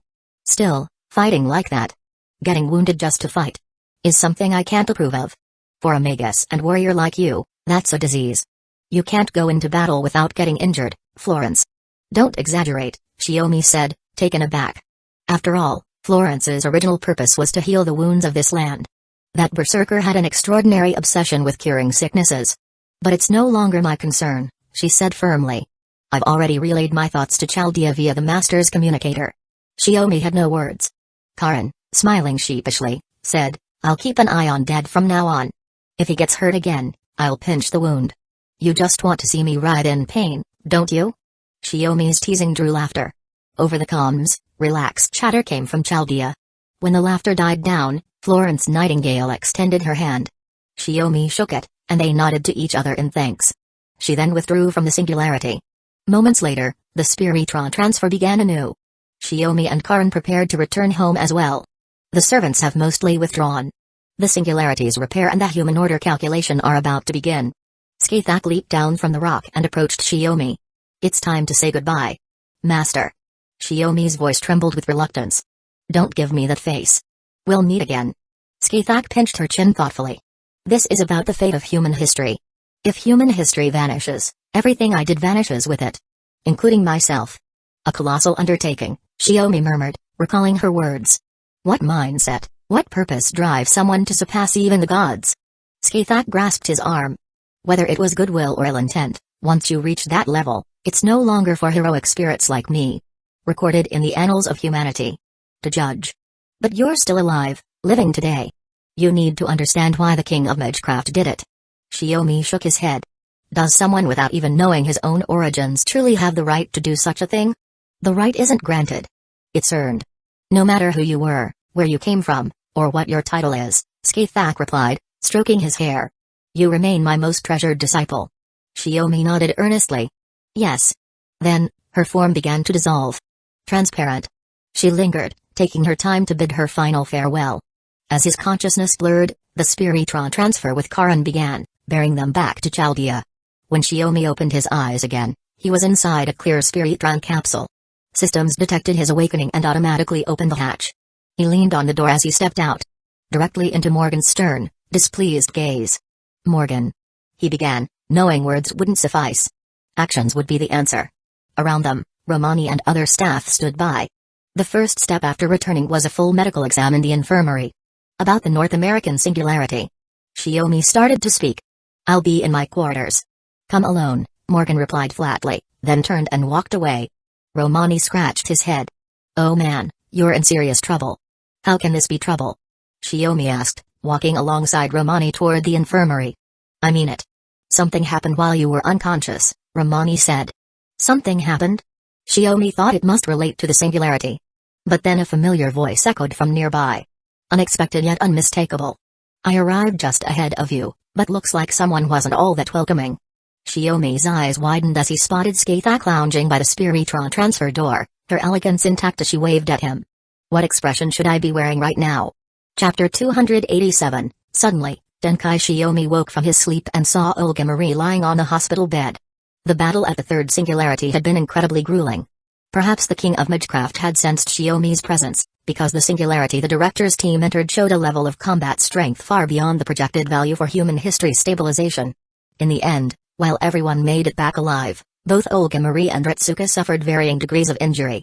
Olga Marie, in particular, had been hit by the shockwave from Hector's thrown spear while trying to shield Mash. The moment she was removed from the coffin after Spiritra transfer back to Chaldea, she collapsed. It had been a week since the third singularity was repaired. Though Olga Marie regained consciousness the next day, Romani and the entire medical team insisted she remain in the infirmary for rest. Shiomi had come to visit her today. After chatting for a bit, she had fallen asleep again. That unfamiliar body of hers must have been under too much strain from such an intense battle, Shiomi thought. Thankfully, her vitals were stable, so there was no need to worry too much. He pinched the bridge of his nose. He had dozed off himself, having a vague dream filled with cryptic words. Maybe it was time for him to rest too. With that thought, Shiomi reached out to gently smooth Olga Marie's bangs, then prepared to contact the control room to see if someone could take over his shift. He'd heard Ritsuka had mostly recovered in the past couple of days. Though she still had some bandages on, she'd been eager to visit the director. Maybe he should let Ritsuka come today? Shiomi mused. SSSHH. The infirmary's automatic door slid open, and someone walked in. Doing that to a little girl. Not exactly something I can condone, came Skathak's voice. Shiomi pulled his hand back. Don't make it sound like I'm doing something weird. I've heard she really looks up to you. Sees you as a father figure, Skathak said with a teasing smile, resting her hand on Shiomi's shoulder. Even if you did adopt and raise two girls, you can't afford to be careless, my dear disciple. Careless? Shiomi blinked. For humans, when someone of the opposite sex who isn't related by blood fills the role of a parent, it's easy for those feelings to shift without either side noticing, Skathak said, her hand still on his shoulder. I didn't think you were so well versed in human psychology. I figured you'd left all that behind in the land of shadows, Shiomi replied. Skathak let out a self-satisfied hum. I was the reference sample. The conclusion was easy. Shiomi was left speechless. Even though she hadn't actually raised him during their time in the land of shadows, to someone with no memory of his past or place in the world, a mature woman like her could easily end up triggering something like an Oedipus complex. Oh? Is that really what you think? Skathak looked genuinely surprised. So in your eyes, besides being your master, your lover, and your most trusted comrade, I've also become something like a mother to you? No. Shiomi weakly denied it. While there were similar emotions involved, it had never reached that point. And never would. No need to be so shy. Skathak chuckled, ruffling his hair like it was some amusing little treasure. I was only joking. To you, this child is probably like Sakura or Karin. Someone you care about just as deeply. Shiomi nodded and gestured to the chair beside him. Master, have a seat. Isn't it tiring to stand like that? I'll sit when I feel like it. Skathak remained behind him, running her fingers through his hair strand by strand. All right, he replied with a helpless smile. The final stage of the third singularity happened just after Rai arrived at Chaldea. This girl fought desperately to protect Mash, Skathak said. Shiomi sighed and began to explain Olga Marie's situation. It was probably out of guilt. As you know, Mash is a test tube child born from an experiment led by the previous director. But Marie didn't even know that until after Marisberry died. The shock of learning the truth had hit her hard. For a whole month after that, she suffered from psychogenic anorexia and became 30% more hysterical than usual. Losing the father she admired so suddenly was already a devastating blow. Adding on the cruel truth. One even a magus would struggle to accept. It was, for someone like Olga Marie, downright terrifying. Mash is definitely going to take revenge on me. I'll be brutally murdered in some bathroom. It's only natural. Out of sympathy, I went to check on her. She was practically on the verge of death from not eating, surviving only thanks to her magic circuits and crest. She kept repeating things like that, Shiomi said. But even so, she never tried to avoid Mash. After discovering her hysterical state, Shiomi began visiting her every day, bringing meals he cooked himself. Simple things. Like porridge or noodles. At first, Olga Marie refused to eat. But when she realized Shiomi would just sit silently in the room, staring at her if she didn't, she eventually gave in. Like a harsh old father pressuring his stubborn child. It took some work, but she pulled through in the end. Shiomi rubbed his forehead. And it's thanks to her that Mash was treated as a human here at Chaldea, and given the freedom to live. So you visit her every day out of a sense of parental care? Skathak asked. Maybe. Or maybe I'm just meddling. At her age, Sakura and Karin didn't need me fussing over them anymore. Shiomi shrugged with a wry look. Then he leaned back and slipped free from her hands, looking up at the master who had just messed up his hair. Getting used to life in Chaldea, master? There's nothing to get used to. I came here because I wanted to. After all, there's a certain idiot disciple even harder to leave behind than Kuchilane. Skaithak stared deeply at Shiomi, her eyes flicking down to the space between his neck and collar. From there, she could just see strawberry-like marks. And faint bite marks. Wounds like those could have healed in an instant. The fact he hadn't erased them meant someone had forbidden him from doing so. With that thought, Skaithak lowered her head. Their faces now overlapped. Only their lips remained aligned. What are you doing, my husband? Chapter 288. Sudden noises were one of the few things in the world that could genuinely startle Shiomi. Of course, only under specific circumstances. Like right now. Startled by the unexpected voice, he lost his balance and toppled backward, chair and all, landing hard on the pristine floor of the infirmary. At least give me a hand, Mass. Grimacing in pain, he opened one eye. Only to see Morgan staring down at him, expressionless. The rest of his words got stuck in his throat. Not even a moment's relaxation is allowed, huh? Morgan said coldly. Ha. Shiomi let out an awkward laugh. Despite her chilling tone, like she might castrate him any second, all Morgan did was squat down and help lift both him and the chair back up. As a servant, one should fulfill their duties. The confirmation work for the sixth singularity is complete. Once everyone's recovered, Chaldea will focus solely on repairing the individual singularities. Now it was Morgan's turn to fiddle with his hair. Her voice was casual, but her hands moved skillfully, fixing the mess Skaithak had left behind. Ritsuka, Sakura, Karin. Any of them will do. Even the director, once she wakes up. Just go and sign a proper contract with one of them already. We can't have you dragging the rest of us down in future battles, Lancer. Shiomi scratched his head sheepishly. Master isn't exactly a servant this time, more like her true self. Honestly, he wasn't sure how to explain it either. According to her, due to the special circumstances of the human order incineration, along with the land of shadows being consumed by the flames, she was able to ignore the world's boundaries for now and came to Chaldea in person. From what Skaithak said, she could have left once the human order was incinerated. The only reason she hadn't was that she lacked the coordinates to find Chaldea. And Shiomi. Her trip to the fifth singularity had only been a response to the counter-forces summons. The trade-off was that her powers were heavily restricted, roughly the same as when she appeared during the fifth singularity. The one upside was that she didn't need a contract to operate. She had a genuine independent action, Sure, those girls are all fine masters. But isn't there one more outstanding master here? And currently unattached? Skaithak's hand landed on Shiomi's head. A silent turf war over his hair immediately began. Shiomi couldn't enjoy any of it. He just felt like his scalp was under siege. Even though Skaithak wasn't in servant form, having arrived in Chaldea through unconventional means, she could still use a Magus-style pact.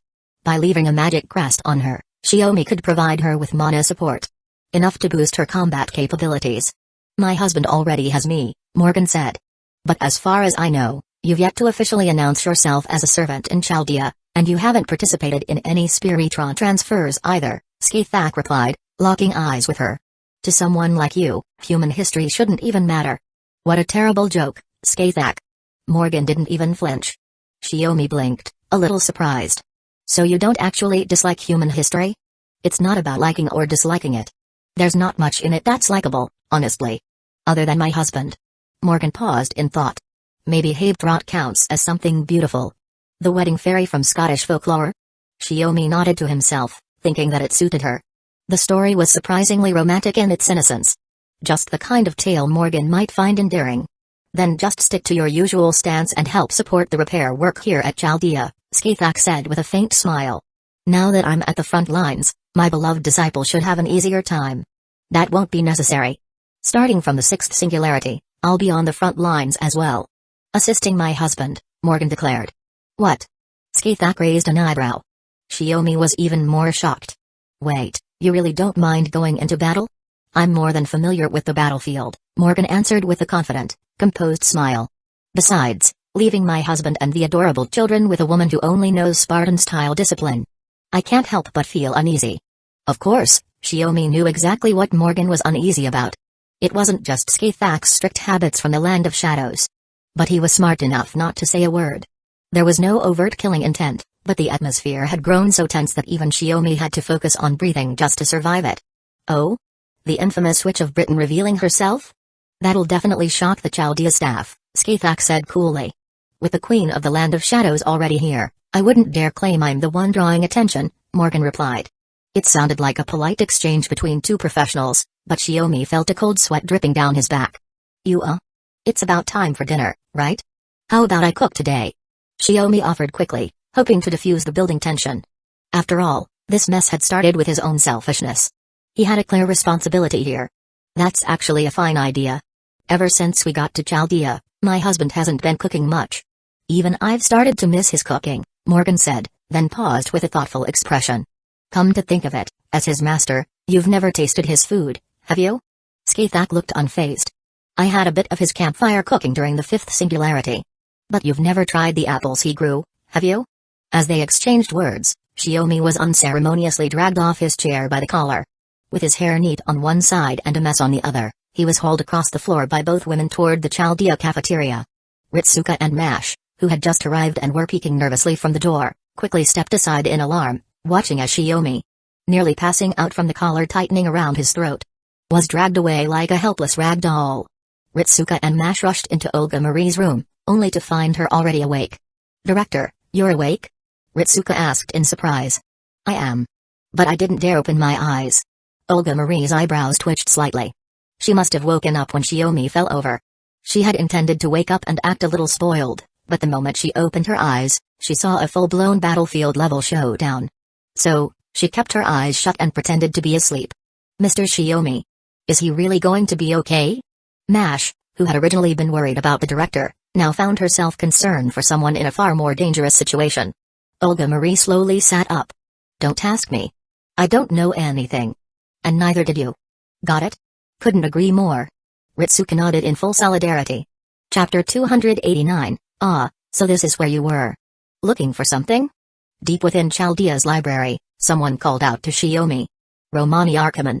Isn't the sixth singularity already confirmed to be Jerusalem? Shiomi slid the Bible back onto the shelf. I just figured I'd make a bit more preparation before departure, while there's still time. You've never been to Jerusalem? Romani asked. Shiomi shrugged. I have, but in this era. The sixth singularity is set in the year 1273. Right at the tail end of the Crusades. Exactly. That's what's so odd. The Crusades are famous, sure, but what could possibly justify this singularity's foundation value being ranked X? Completely immeasurable. Romani muttered. Shiomi chuckled. If the singularity's timeline lined up with the period when the King of Magecraft was still alive, I'd get it. Like, say, if King Saul actually managed to kill King David and triggered a massive upheaval in history. Hey. Romani groaned, sounding slightly exasperated. At the third singularity, Okinos, King David, father of the King of Magecraft, had indeed appeared as a servant and lent his aid to Chaldea. But Romani hadn't revealed his identity. There was neither a proper moment nor any pressing reason to do so. Still, the director and the others, driven by their investigation into the King of Magecraft's motive behind incinerating human history, had questioned King David about it. In response, David claimed he had no idea. Only that it might be something as unlikely as juggling relationships with 10 women and getting dumped by all of them at once. It was a far-fetched answer, but one born from David's own way of thinking. And frankly, it had been a bit of a gut punch to Romani. With that in mind, Shiomi grew more curious. So, as father and son, what kind of relationship did King David and the King of Magecraft really have? Romani scratched at his neck thoughtfully, as if trying to put it into words. If I had to describe it, David and Solomon basically had nothing between them except blood. No concern, no care, no interest. If your relationship with your adopted daughters is a perfect 100, then theirs would be around -50. That's awful. Shiomi had expected 0, not a negative. Romani shook his head. Just like everyone saw, when Solomon declared the incineration of humanity, David simply acknowledged it was possible. That was it. He hadn't even questioned whether that Solomon was the real one. I see. So David's words hit you hard. But what about the King of Magecraft? Shiomi arched a brow. He consciously made a distinction between Romani and Solomon. Not as two people, but as one being with free will, and one without. More or less the same. Even if David had called Solomon a failure as a human being, Solomon would probably just calmly agree. But the more Romani spoke, the more his mood sank. It was clear he cared deeply about whether David truly thought that way. Seriously, who talks themselves into a depression. Xiaomi sighed, exasperated. He patted Romani on the shoulder and turned to leave the library. So, what did you come looking for me for? Oh. Romani's energy perked up again. What are you talking about? It's New Year's Day. Everyone's getting ready to celebrate. You forgot? It's 2016 already, huh? Xiaomi paused and murmured. His own time had long since stopped. He could barely sense the flow of years anymore. Ever since the human order was incinerated, he rarely thought about things like dates. But Chaldea's atomic clocks still kept ticking. And thanks to the split-task restoration strategy over the past half-year, Chaldea had already resolved the crises of 5 singularities before 2016 even began. Xiaomi might have been relatively fine, but everyone else had been under constant tension. Which was exactly why Olga Marie, acting as director, had issued an order for everyone to take a short break to celebrate the new year. As humanity's last stronghold, they would offer a wish for the successful completion of the long, arduous task of restoring the human order. New Year, huh? Xiaomi murmured, a trace of sentiment in his voice. Then, as he recalled the origins of the calendar and the Common Era, he suddenly said, come to think of it, the god who granted the king of Magecraft his miracles and the god worshipped by the Holy Church might actually be the same being. You could say that, Romani replied, though his tone suggested he was being intentionally vague. If Magi and the Holy Church share the same foundation of belief, then doesn't it make the 2,000 years of conflict between them seem kind of pointless? Xiaomi said with a wry smile. Romani thought about it for a moment. You're not wrong. But personally, I don't hold much faith anymore. Oh? Xiaomi raised an eyebrow in surprise. Because I believe that fate should be in the hands of humanity. Not guided or dictated by a god. Romani spoke openly. Whether it was 1,000 years ago, when he was King Solomon, or now, as the human Romani Archiman, that belief hadn't changed. Compared to the ring passed on to you, I'd say that wisdom of yours is probably your true trump card, Xiaomi said. The two of them left the library and began walking down the hallway toward the cafeteria, where the New Year celebration was set to take place. Haha. If you're calling that wisdom, I'm kind of embarrassed, Romani replied modestly, waving off the compliment. Then he recalled the book Xiaomi had returned to the shelf earlier. You suddenly got pretty talkative about religion today. Was it because you were reading the Bible? I just didn't expect to find Holy Church texts in a Magus stronghold, Xiaomi said, waving his hand dismissively. I figured they'd be edited or altered, but I finished Genesis and it wasn't that interesting. Honestly, kind of a waste of time. Well, the library was personally curated by the former director. She made sure the collection was as unaltered as possible, Romani explained, a bit impressed by Xiaomi's perspective. Still, just a heads up. Don't bring any of that up during the singularity in Jerusalem. You'll cause problems. Relax, relax. By the time that singularity takes place, the region's already long out of the church's hands, Xiaomi laughed, brushing it off and picking up the pace. Romani followed behind, but a strange thought struck him. Xiaomi probably hadn't been entirely honest earlier. But the one thing that was definitely true was his complete disregard for the divine. How very Magus of him. Chapter 290, Chaldea, as an organization officially approved by the United Nations, brought together Magi from across the world. Everyone had pitched in to decorate the halls and cafeteria with ornaments reflecting their own country's styles. Each within their means. Everyone did a great job. Xiaomi looked around at the bustling scene in the cafeteria, hands on his hips. The lively, warm atmosphere was infectious, and he couldn't help but smile. The banquet's about to start, but the director couldn't find you. Sakura said she saw you head to the library this afternoon, so she sent me to fetch you. Romani explained. At that moment, Olga Marie, who was overseeing everything, spotted Romani and immediately barked an order. Romani. Go check if Ritsuka and Mash are ready. Stop slacking off. I just finished an errand. Romani said, hanging his head and pointing at himself. Xiaomi also pointed at himself. Then what about me? What should I do? Teacher, just find a spot and relax, Olga Marie said smugly, arms folded, clearly pleased with herself. The difference in treatment is unreal. Romani muttered, shooting a resentful glance at Xiaomi before trudging off to find Ritsuka and Mash. Xiaomi was curious about what those two were preparing, but he decided to let it be a surprise. He scanned the room, looking for an open seat. That's when he saw his master waving him over. Next to her sat Morgan. And right between them, perfectly centered, was one empty seat. No matter how he looked at it, that seat was obviously meant for him. He would have preferred not to be sandwiched between the two of them, but since the situation had come to him, he had no choice but to accept it. He walked over and sat between Morgan and Skathak. I'm not drinking tonight, Shiomi said, eyeing the cups in their hands. We're not drinking either, Skaithak replied, pouring grape juice into her glass. Morgan sipped on her orange juice. The wine Chaldea keeps in storage isn't worth mentioning. Oh? Then what would you consider a proper wine? Skaithak leaned against the table and asked. If I had to name one. Probably something like the bottle my husband kept in his collection, Morgan said with a subtle smile. Too bad it's long gone. Only the golden wine vessel remains. That was just a war trophy. Actually, even calling it that doesn't quite fit, Shiomi said, lips twitching. That wine had been something Gilgamesh left behind during the Fourth Holy Grail War. The vessel and the wine itself had been top tier. Shiomi hadn't let it go to waste. He shared it with Morgan after the war. Now, only the solid gold wine cup remained back home in Japan. But the taste really was excellent, Shiomi admitted. Gilgamesh definitely had good taste in alcohol. Morgan gave Skaithak a smug look. It's such a shame you never got to share that wine with my husband, Skaithak. Shiomi slapped a hand over his face. So that's why she brought up the wine. It is a bit of a shame, Skaithak replied, unbothered. But it's because regrets exist that they hold value. Under the table, she pinched Shiomi's lower back. Hard. Shiomi just silently endured it. Are you two seriously going to keep bickering here? He asked, trying to sound casual. Of course not.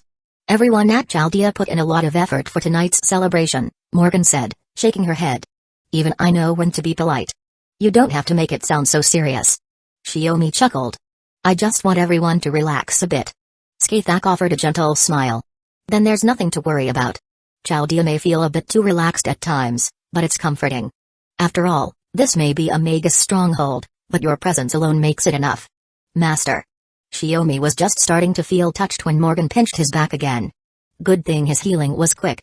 Otherwise, his lower back would be black and blue by now. He glanced toward Sakura and the others chatting with Olga Marie. A soft smile spread across his face, and his eyes finally settled on Gray. By the way, Master, you've been spending a lot of time training Gray and Mash in combat lately, haven't you? Shiomi asked with a grin. I've seen it. You're a lot gentler than when I was in the Land of Shadows. Skaithak smiled faintly, but there was a dangerous glint in her eyes. Those two are just seeking my guidance. They're not my disciples, so I have no reason to train them the way I did before.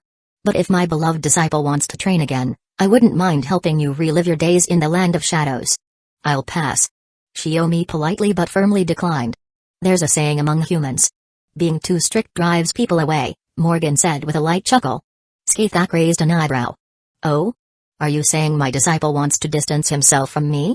That's not it, Shiomi said with a sigh, glancing over at Morgan, who was clearly enjoying this, eyes full of amusement. The three of them had barely exchanged a few more words when the already lively cafeteria grew even more spirited.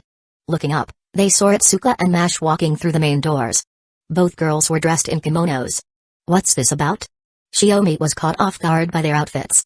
Ritsuka wearing one made sense. She was Japanese after all. But Mash had changed into one too. Da Vinci's idea. She even made the kimonos herself for the two of them, Skaithak explained. Still, it's the clothing of your homeland, so it's an interesting sight. Now that you mention it, my husband had several sets of kimonos custom-made for everyone in the family, Morgan said, a hint of nostalgia in her voice. It's a shame we didn't think to bring them when we came to Chaldea. The blue one was my favorite.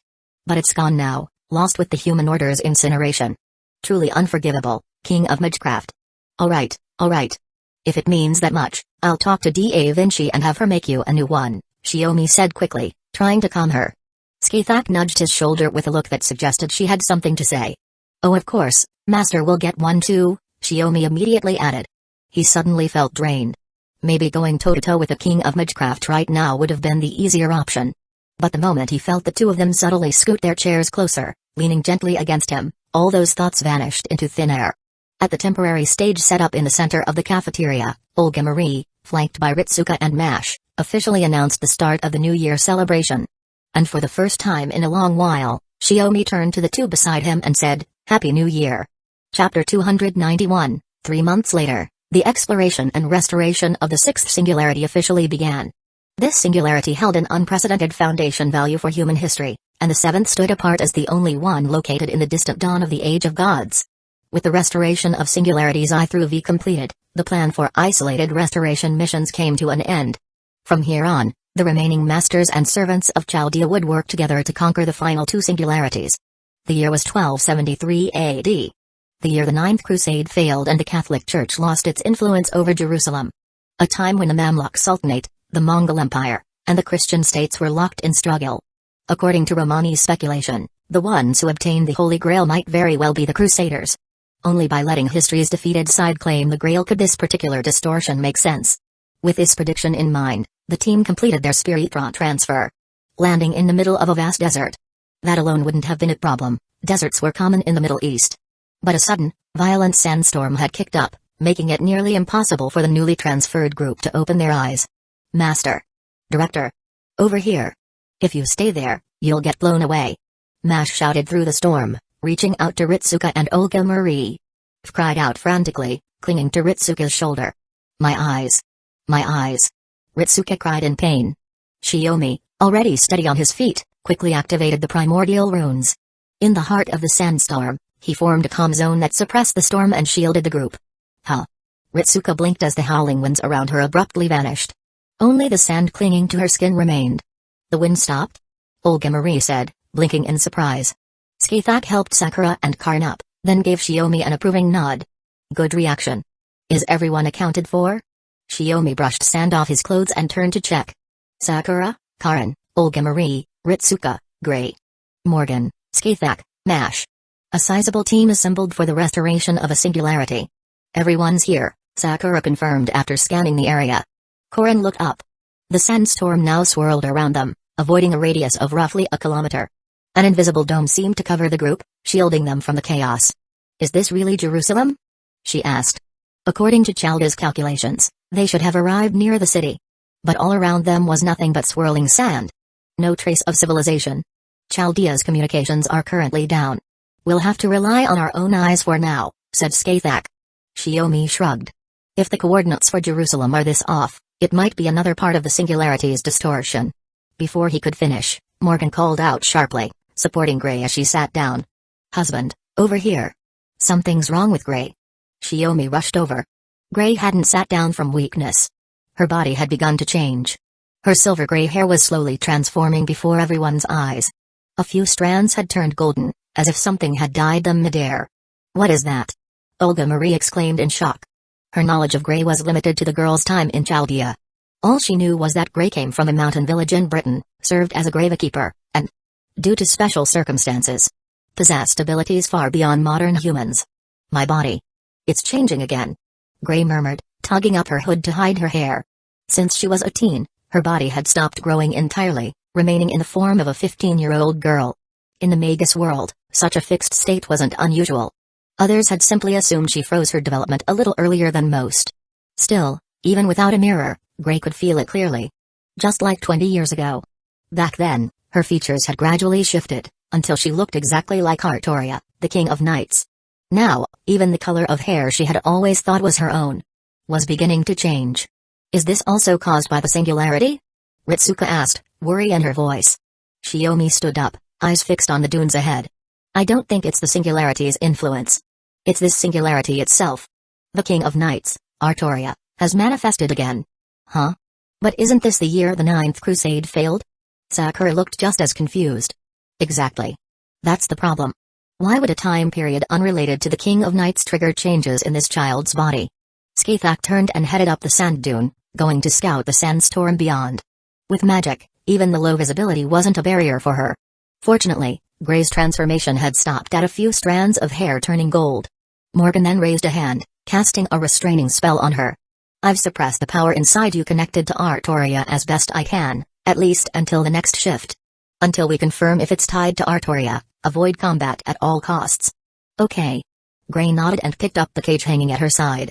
Only to find another oddity. Up until their departure, Ad had been its usual teasing self, constantly mocking Gray. But now it was dead silent, unmoving, reduced to nothing more than a cube. Gray tried calling to it, but it remained unresponsive, as though all its functions had been wiped clean. A creeping unease began to rise in her chest. One that quickly spread to the others as well. Olga Marie grabbed Gray's hand. In any case, our first objective in this singularity is clear, figure out what's happening to you, and why Ad suddenly went silent. Meanwhile, Shiomi stepped to the side, activating the mystic code in his hand. A massive desert twin-sail vehicle appeared before the group. It was a transport crafted by Da Vinci using the materials available, designed with Morgan's assistance as a fellow Magus to handle the harsh terrain of the sixth singularity. Powered by a hybrid of an internal mana reactor and wind sails, the vehicle could carry the entire exploration team. Everyone, get aboard. First, we need to get out of this sandstorm and find a place where we can settle down, Shiomi instructed. But then, Skathak's voice rang out from the top of the dune, cutting through the wind. Before that, get ready to fight. Chapter 292. When Skathak reached the top of the sand dune, she quickly realized that the sandstorm wasn't entirely natural.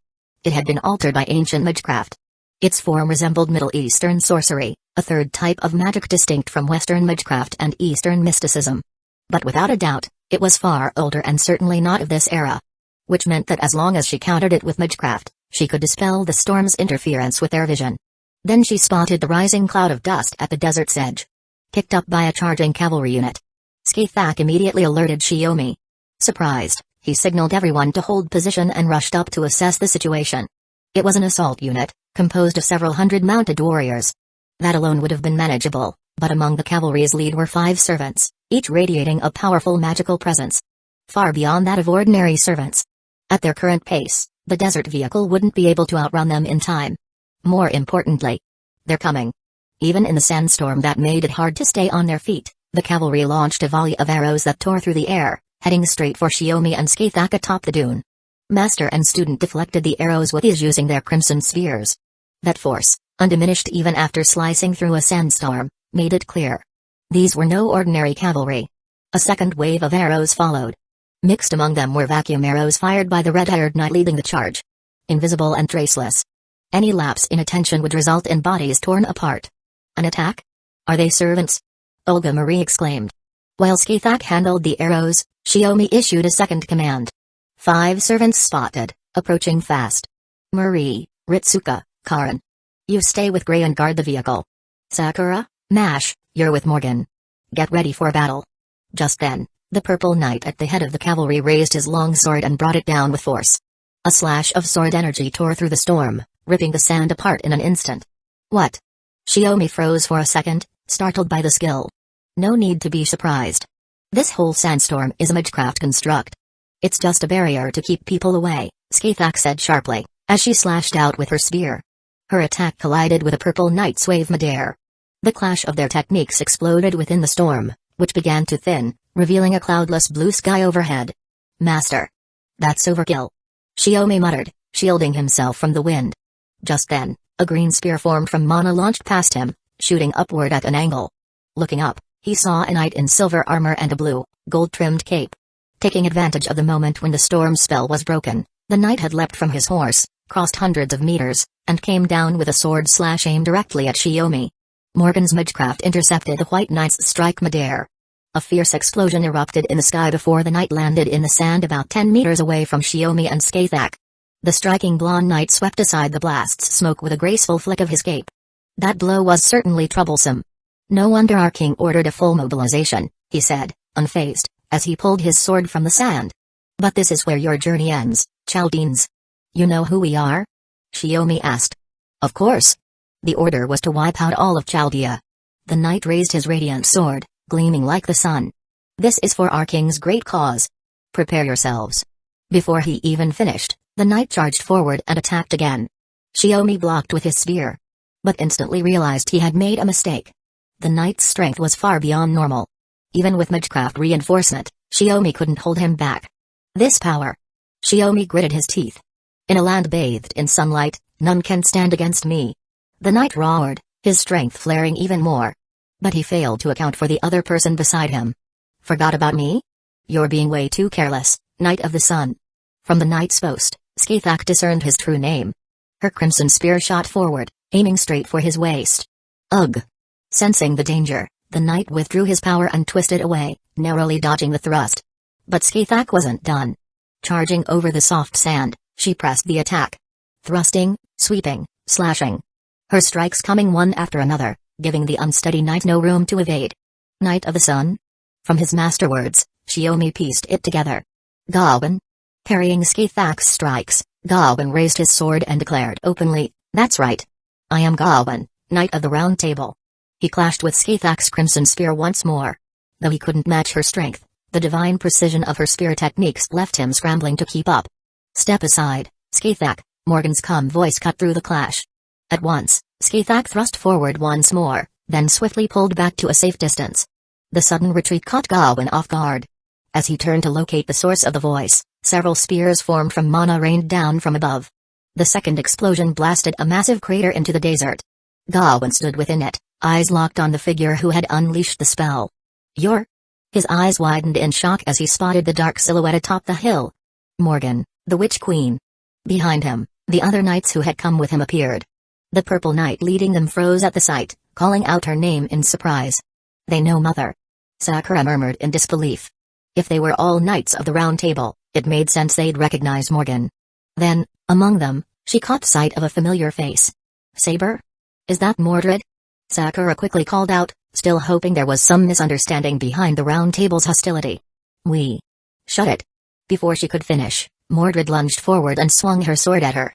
"Watch out." Mash rushed in, raising her shield just in time to block the blow. "You're in the way."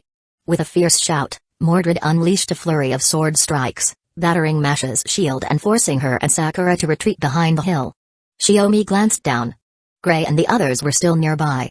He was confident Mordred alone wouldn't pose a threat to Sakura, so he turned his attention to the approaching army. "Answer me. As knights of the Round Table, as that king's sworn knights, why are you attacking Chaldea? Were they under someone's control, or was this truly their own will? There's no need to answer. Just accept your deaths, Chaldeans." The Black Knight beside Mordred drew his sword and pointed it forward, signaling the cavalry behind him to charge. Chapter 293, just as the black-armored knight issued the command, the knight in purple armor stepped in to block him. "Wait, Sir Agravain. We still don't know the full picture. Why is Morgan here? When the king ordered us to move out, there was no mention of this." "There's no use discussing it, Sir Lancelot. It doesn't matter who the enemy is. If our king has given the order, we must carry it out to the end." Agravain stared coldly at Lancelot. "Or are you planning to betray our king again?" With that, he drew his sword and pointed it at Lancelot, making it clear that if Lancelot so much as hesitated, he'd be the first to fall. Lancelot's expression darkened. He clearly resented the accusation, but had no choice. "Understood. Give the order." Though Lancelot led the knights, he didn't hold absolute authority over this unit. "All enforcement knights, hear me. Eliminate the enemies of our king at once. Begin with that wretched woman." Agravain pointed his sword toward Morgan, just as he was about to command the charge. But a flash of red light streaked toward his face. He barely dodged in time, the spear grazing his cheek and cutting it open. Behind him, several knights were pierced clean through, blood spraying as they fell from their mounts. It was Shiomi's crimson spear. Morgan watched the scene unfold without concern, calmly tucking a lock of hair behind her ear, showing no urgency to strike first. "Watch your tongue, Knight of the Round Table," Shiomi said, lowering his hand. "If I hear you insult Morgan again, the next spear will pierce your heart." Beside him, the red-haired knight closed his eyes, plucking his bow-shaped weapon that sang like a harp, sending a clear, melodic note into the air. "So, Chaldea's observatory has allied with the witch Morgan. The last bastion of humanity reduced to such desperate measures. Ah, how very tragic." Whether his sorrow was for Morgan's reversal of roles with the king, or for now having a solid reason to cut them down, no one could say. Gawain, Lancelot, Mordred, Agravain. Skaithak named the knights she had identified. "Then you, playing the strings. You must be Tristan." "I am," Tristan answered, making no attempt to hide his identity, just like the rest. Agravain rode forward, staring down at those on the sand dune. Behind it, Mordred had already pushed deep into enemy lines and was locked in combat with the shield-bearing servants. Then he recognized the shield. One of the two knights who defied the king's summons, now appearing at this singularity. Her shield was in the hands of that girl. That knight. And Morgan. No wonder Chaldea, walking beside her, was deemed a threat. The king's command to hunt them down before they could secure a foothold here made perfect sense. "Judging by their reaction, there's nothing left to discuss," Morgan said quietly. Shiomi stepped forward. 5 knights of the Round Table, nearly 100 enforcement knights. And we can't rule out the possibility of reinforcements. A quick battle? Hardly. Morgan's eyes swept across the enemy knights.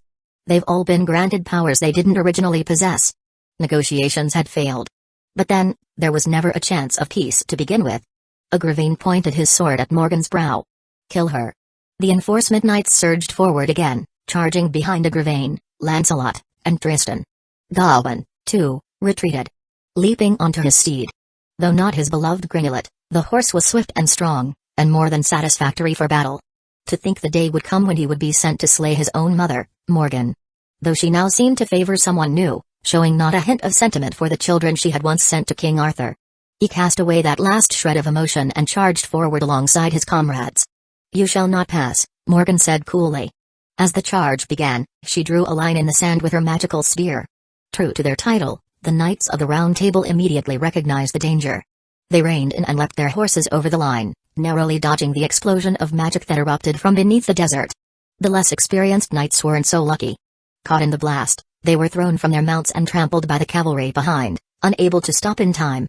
The sand turned dark with their blood. Using the momentum of their leap, Gawain and Lancelot raised their swords in unison, without so much as a glance exchanged, and struck at Scathach. Now directly in front of them. Everyone had seen the earlier exchange. This woman wasn't someone they could afford to leave standing. Scathach spun elegantly between the two charging horses. Two crimson arcs sliced through the air, opening fatal wounds in the bellies of both war horses. Anticipating the counter, Gawain and Lancelot leapt from their mounts without hesitation and attacked Scathach on foot. "Apologies, my lady," Lancelot said as his sword met Scathach's spear. 2 against 1 goes against the code of chivalry. Especially against a woman. But we have a duty we must fulfill. Gawain came up from behind and swung his sword at Scathach's lower back. Scathach simply let out a carefree laugh. With ease, she deflected Lancelot's strike and redirected its force straight toward Gawain's blade. Her own die clashed against Excalibur Guillotine, kicking up a violent gust of sand and dust. "No matter. Show me your strength, Knights of the Round Table. If you can't, I'll take your lives myself," Scathach said with a spin of her crimson spear, then added with a teasing smile, "and one more thing. If you want to destroy Chaldea, you'd best start by killing my beloved disciple." She pointed off to the side, prompting both knights to look. Shiomi had already taken a warhorse. With rune magecraft guiding it, he rode freely through the enforcement knights, weaving in and out of the ranks as if in a no-man's land. Fortunately, Tristan was also engaged in the battle, continuously strumming his stringed weapon and launching invisible arrows to hinder Shiomi. But it was only interference. None of the arrows hit. It was as if Shiomi could see them. Every time, he skillfully knocked them away with his spear, even catching arrows loosed by the bow-wielding enforcement knights along the way. Still, they couldn't afford to ignore Scathach. The queen of the Land of Shadows herself. "Chaldea is truly formidable," Gawain admitted with a hint of awe. Lancelot raised his sword. "Already backing down? Then allow me to strike down this queen in our king's name." "No." With that shout, the Knight of the Lake and the Knight of the Sun charged together. Once bitter enemies in life, now united by loyalty to their king, they launched a joint assault on the Eternal Queen. Chapter 294, Mordred was the first to charge into battle. The reason was simple. And had nothing to do with the gift, Rampage bestowed upon her by her father. Sakura had recognized her, and she had recognized Sakura as well. Agravain was nearby, and the other Knights of the Round Table were also present. If she revealed that she remembered once being a servant to the Master of Chaldea and had participated in the Holy Grail War, not only would her own loyalty be called into question, but Sakura and her companions would be in even greater danger. Saber. Sakura tentatively cast a magecraft attack. But it was weak enough to be nullified by magic resistance. Barely more than a tickle. "Sakura-senpai. Do you know this servant?" Mash asked, holding up her shield with all her strength to protect Sakura. Just a dozen meters behind them were the director and the others, still holding their ground inside the vehicle. For knights on horseback, that was an easy distance to clothes. Right now, they were only being held back temporarily. "Hurry and find a chance to escape." Mordred finally spoke, her voice low and cautious. "If the others find out, it'll be a problem." "You remember me?" Sakura had assumed Mordred wouldn't recognize her, but it turned out to be the opposite. Which made her a little happy. "Then what about London?" "London? What London?" Mordred struck down with her sword. Not too hard, but Mash blocked it. As she fought, she said, "I don't know what you're talking about, but I remember that Holy Grail War very clearly." "Then you were with us?" "No. I've already made my decision. To be my father's knight. I'm offering this life to him. I won't betray him again." Though her helmet hid her expression, her voice revealed a deep inner conflict. She had no idea about the events at the Fourth Singularity, and this mission to strike down Chaldea had become the most unexpected twist for Mordred.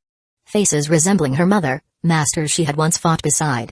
Familiar after familiar appeared before her, and she felt her sword arm begin to grow heavy. So this is the only way, huh, Saber? Sakura gripped her wand tightly, took a deep breath, and aimed at Mordred, who had been pushed back by Mash. You all retreat first. I'll fake a defeat. Mordred's voice was filled with hesitation. Next time we meet, I'll kill you. She stepped forward, crimson mana swirling around her body and sword, roaring to life. Crimson lightning. Saber. With less than half her mana, Mordred unleashed what appeared to be a fierce blow. It struck Mash's shield and sent her flying from the force of the impact. A pure mana attack fired from Sakura's wand struck Mordred in midair. She blocked it with her sword as she twisted and rolled through the air, landing in the middle of the sand dunes, creating some distance between them.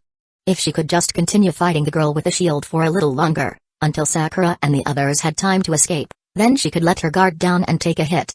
After all, the others wouldn't be so easy to catch anyway. Mordred was well aware of the difference in combat strength between the two sides. But just then, two squads of enforcement knights, each made up of 5 or 6 men, took advantage of the fact that Shiomi, Skathak, and Morgan were tied up fighting the Knights of the Round Table.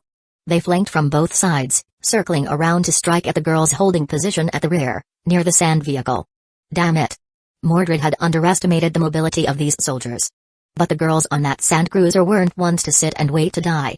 Led by Olga Marie, with Karin and Ritsuka supporting using their respective mystic codes, they began sniping the approaching enforcement knights from a distance. Watching the enforcement knights get knocked off their horses one after another, Mordred quietly breathed a sigh of relief. She was just about to get up when another rider leapt over the heads of the 3 nearby, using the distraction on the flanks to break straight for the heart of their camp. But Mordred's heart, which had just begun to ease, dropped again. Gray jumped off the vehicle, sprinted 7 or 8 meters across the sand, dodged the spear thrust of the incoming enforcement knight, kicked him off his horse, and snatched the weapon from his hands, engaging in a head-on clash as the knight scrambled back to his feet. During the fight, her hood fell back, revealing silver-gray hair laced with gold. And her face. Fa-Dother? Mordred froze. She's not King Arthur. Her name is Gray, Sakura said, shaking her head. She's the Black Madonna. Morgan Le Fay's secret creation, passed down through the ages. She carries the fate of being the vessel for the resurrected King of Knights, and now she's trying to break free from that destiny. Mordred stood frozen. She slowly rose and charged forward without a word, but this time, her sword swing was noticeably weaker than before. Even Mash found it unusually easy to block. The knight before them was clearly caught in deep inner turmoil. From the sand dunes, Agravain caught sight of the scene and clicked his tongue in displeasure. He couldn't hear what they were saying, but it was clear that Mordred's fighting spirit had dulled. Such indolence must be reported to the king and met with holy punishment. Still have time to look around, Sir Agravain? A magic spear shot straight for his throat, stopping just inches away. Crimson chains burst from the sand, coiling around Morgan's arms, body, and spear. Of course I do. I know all your tricks, Morgan, Agravain said coldly, eyes locked on her. From the start of the battle, he had charged toward Morgan without hesitation. This time, he would eliminate this potential threat. Anything that could obstruct the king. Even if it was his own mother, he would show no mercy. Agravain would strike her down without hesitation. How bold of you, Sir Agravain. Morgan gently raised her spear and knocked his weapon aside. The chains that had bound her vanished in an instant. TCH. Agravain clicked his tongue again. It was a spell Morgan had taught him herself. Naturally, it had no effect on the one who originated it.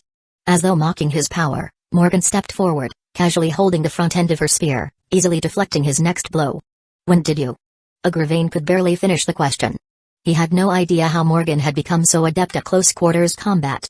And what was that strange sense of wrongness about her? Her demeanor, her words, her expressions. They were all just as he remembered and despised. And yet, she felt like a different person entirely.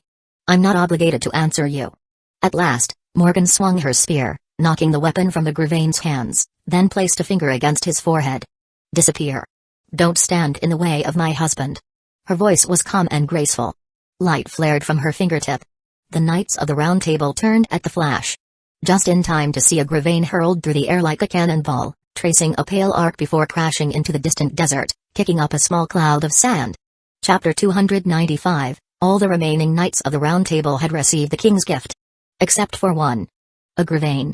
Even so, he was still a Knight of the Round Table, and his strength was undeniable. Yet Morgan had sent him flying with ease. The others, witnessing this, were all visibly shocked to varying degrees. It wasn't entirely the wrong decision to strike at me first. Morgan glanced briefly at where Agravain had landed, then turned to face the rest of the round table. Excluding Mordred. Her gaze settled on Lancelot and Gawain. But letting your personal grudges cloud your judgment in battle. Before she could finish, the magic spear in her hand began to glow with a ghostly blue light, the same hue spreading beneath her feet. Mana. A surge of overwhelming mana condensed in an instant. The next spell was about to be cast. Both Lancelot and Gawain sensed it at once. The dry, yellow sand suddenly transformed into a shimmering lake, glowing faintly blue. Waters surged up to lightly cover the tops of their boots. Divide. Morgan casually raised her spear and slashed diagonally through the air, as if cleaving something apart. The lake beneath them instantly surged into sharp waves that crashed toward the two knights. But they were not ones to stand still and await death. Their holy swords blazed with different auras as they slashed forward to meet the waves. The Excalibur guillotine burned with solar intensity, her own dite gleamed with the clarity of a deep lake. The power behind their swings collided with Morgan's magecraft and exploded. Waters sprayed into the air, momentarily blinding everyone's vision. They flicked their cloaks to shake off the spray. Suddenly, chains shot out from the lake and coiled around the two of them, binding their movements. This is Agravain's. Lancelot strained with all his strength, but the chains resisted any attempt to break free. No. His mother taught him that. Morgan corrected him, as if commenting from the sidelines. Even if the chains were snapped, new ones would immediately take their place. His mother, isn't that you? Gawain began to say. But he stopped. Among the knights of the Round Table, several were Morgan's children. Including himself. There was no point in debating it. Morgan had come here to sabotage the king's plans. In life, he had resented Lancelot so deeply that he could never let go of his grudge. And regretted how immature that made him. That's why, now, he fought alongside Lancelot to defeat these foes aligned with Morgan. He couldn't let himself be restrained by something like chains, not here. Holy sword, be freed. It was mid-afternoon. Gawain's time.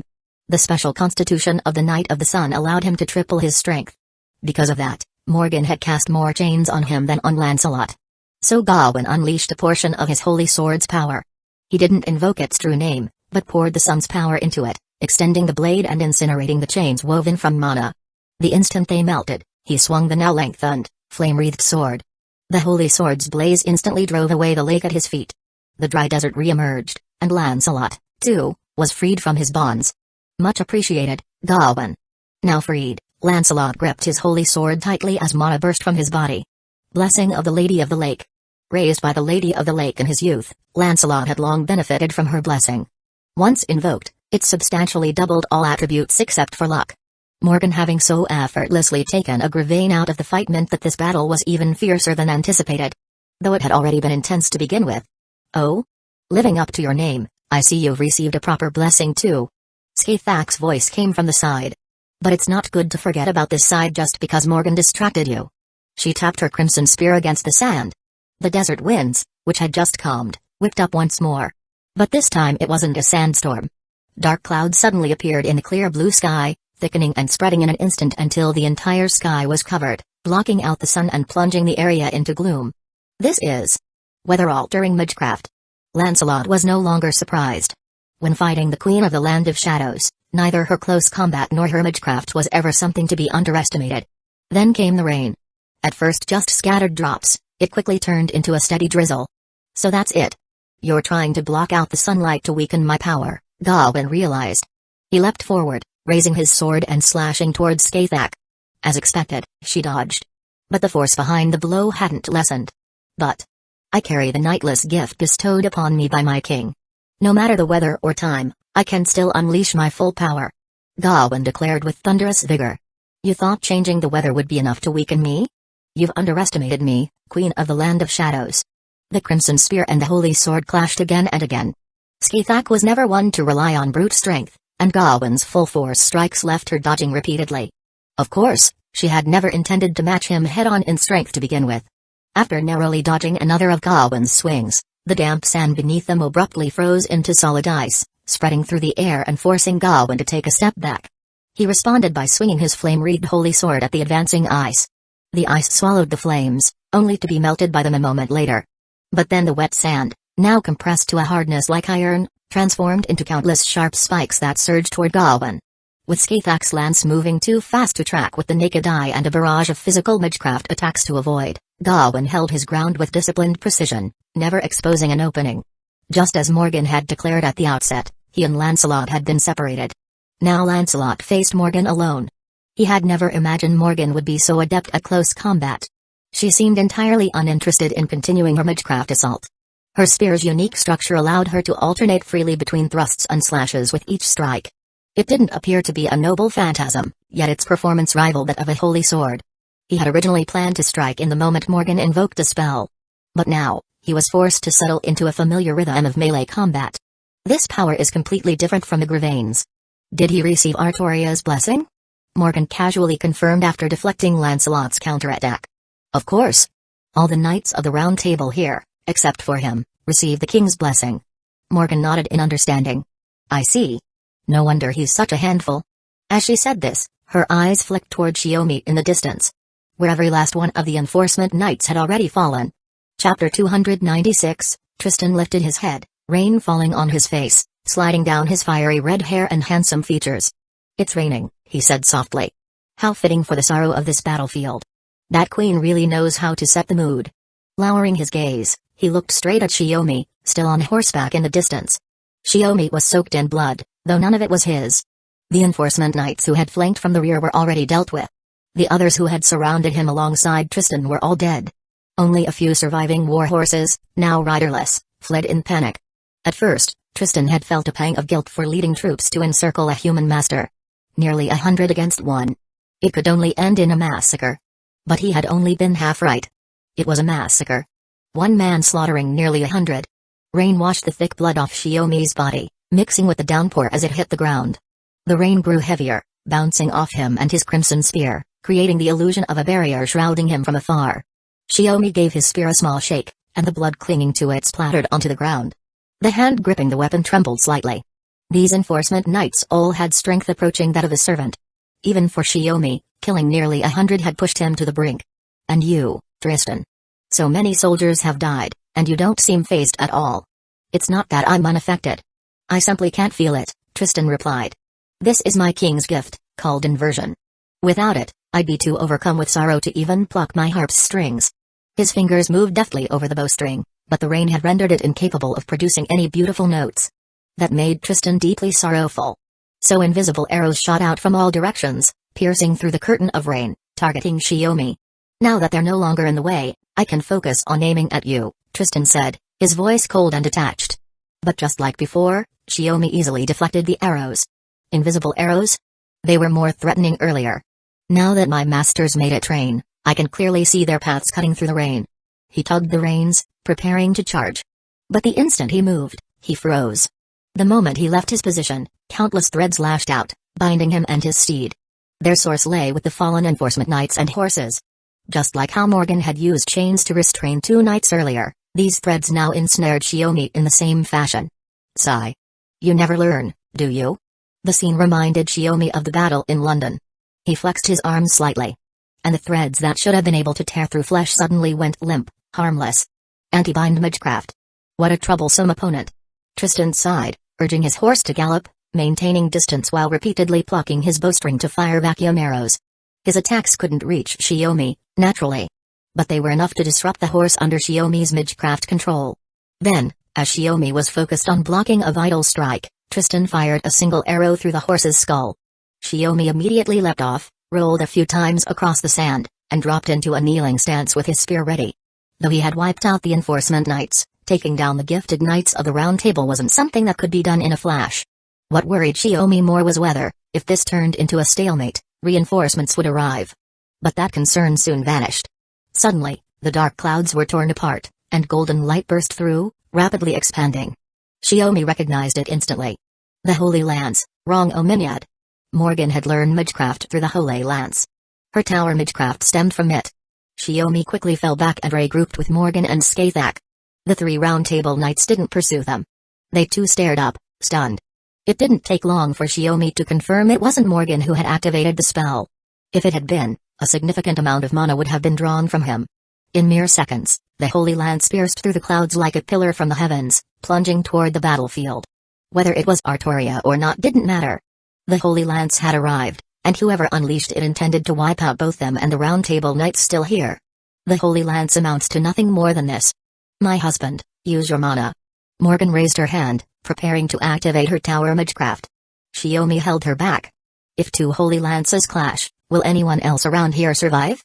Morgan hesitated for a moment. They weren't alone. The others who had came to this singularity with them were still nearby. But the Holy Lance was already upon them. Even with the water mirror, there wouldn't be time. I'll hold it off. Shiomi clenched his fist. Runes lit up across the sky above, forming interconnected arrays of various sizes. These spell formations wove together into a massive grand magecraft barrier. Just enough to stop the Holy Lance's advance. And stop it they did. Barely. The moment the barrier met the lance's power, cracks began to spread, slow but unstoppable. Skaithak quickly layered her own spellwork onto Shiomi's. Even so, all they could manage was to further slow the fracturing. This power. Divine level? Just who is this? Skaithak muttered, clearly strained. The Knights of the Round Table, including Mordred, seized the brief moment the lance was held back to spirit form and retreat from the battlefield, distancing themselves from its range. None of them believed they could withstand the Holy Lance. That was a certainty deep in their hearts. Hurry, Morgan. Take everyone and get out of here. Shiomi urged. Master 2. You're planning to die alone? Morgan couldn't accept it. But if they all stayed to block divine power, even together, the toll would be too great. It would give the Knights of the Round Table the opening they needed. That's only if I die, Shiomi said, freeing one hand and giving Skaithak a shove. Their shoulders bumped slightly. With Skaithak pulled away, the cracks in the barrier began to spread at a speed visible to the naked eye. I'm counting on you, Morgan. Master. Without looking back, Shiomi poured everything into holding the barrier, his voice a desperate plea. I'll come back for you. Clutching her magic spear, Morgan gave one last promise before retreating with Skaithak to the sand cruiser. The water mirror spell flared to life. And just as Shiomi's barrier reached its limit and shattered, the water mirror whisked the Chaldea group away from the desert. The Holy Lance pierced through the barrier and crashed into the sands. A surge of golden light erupted, swallowing Tenkai Shiomi. The desert, under the sheer force of the impact, was carved into a massive crater. The sand wasn't scattered. It was sublimated by the light, transformed into air that filled the area. Amid the rising smoke, the bottom of the crater sank so deep its center was invisible from the rim. At the heart of it all, a lone figure lay sprawled in a pool of blood.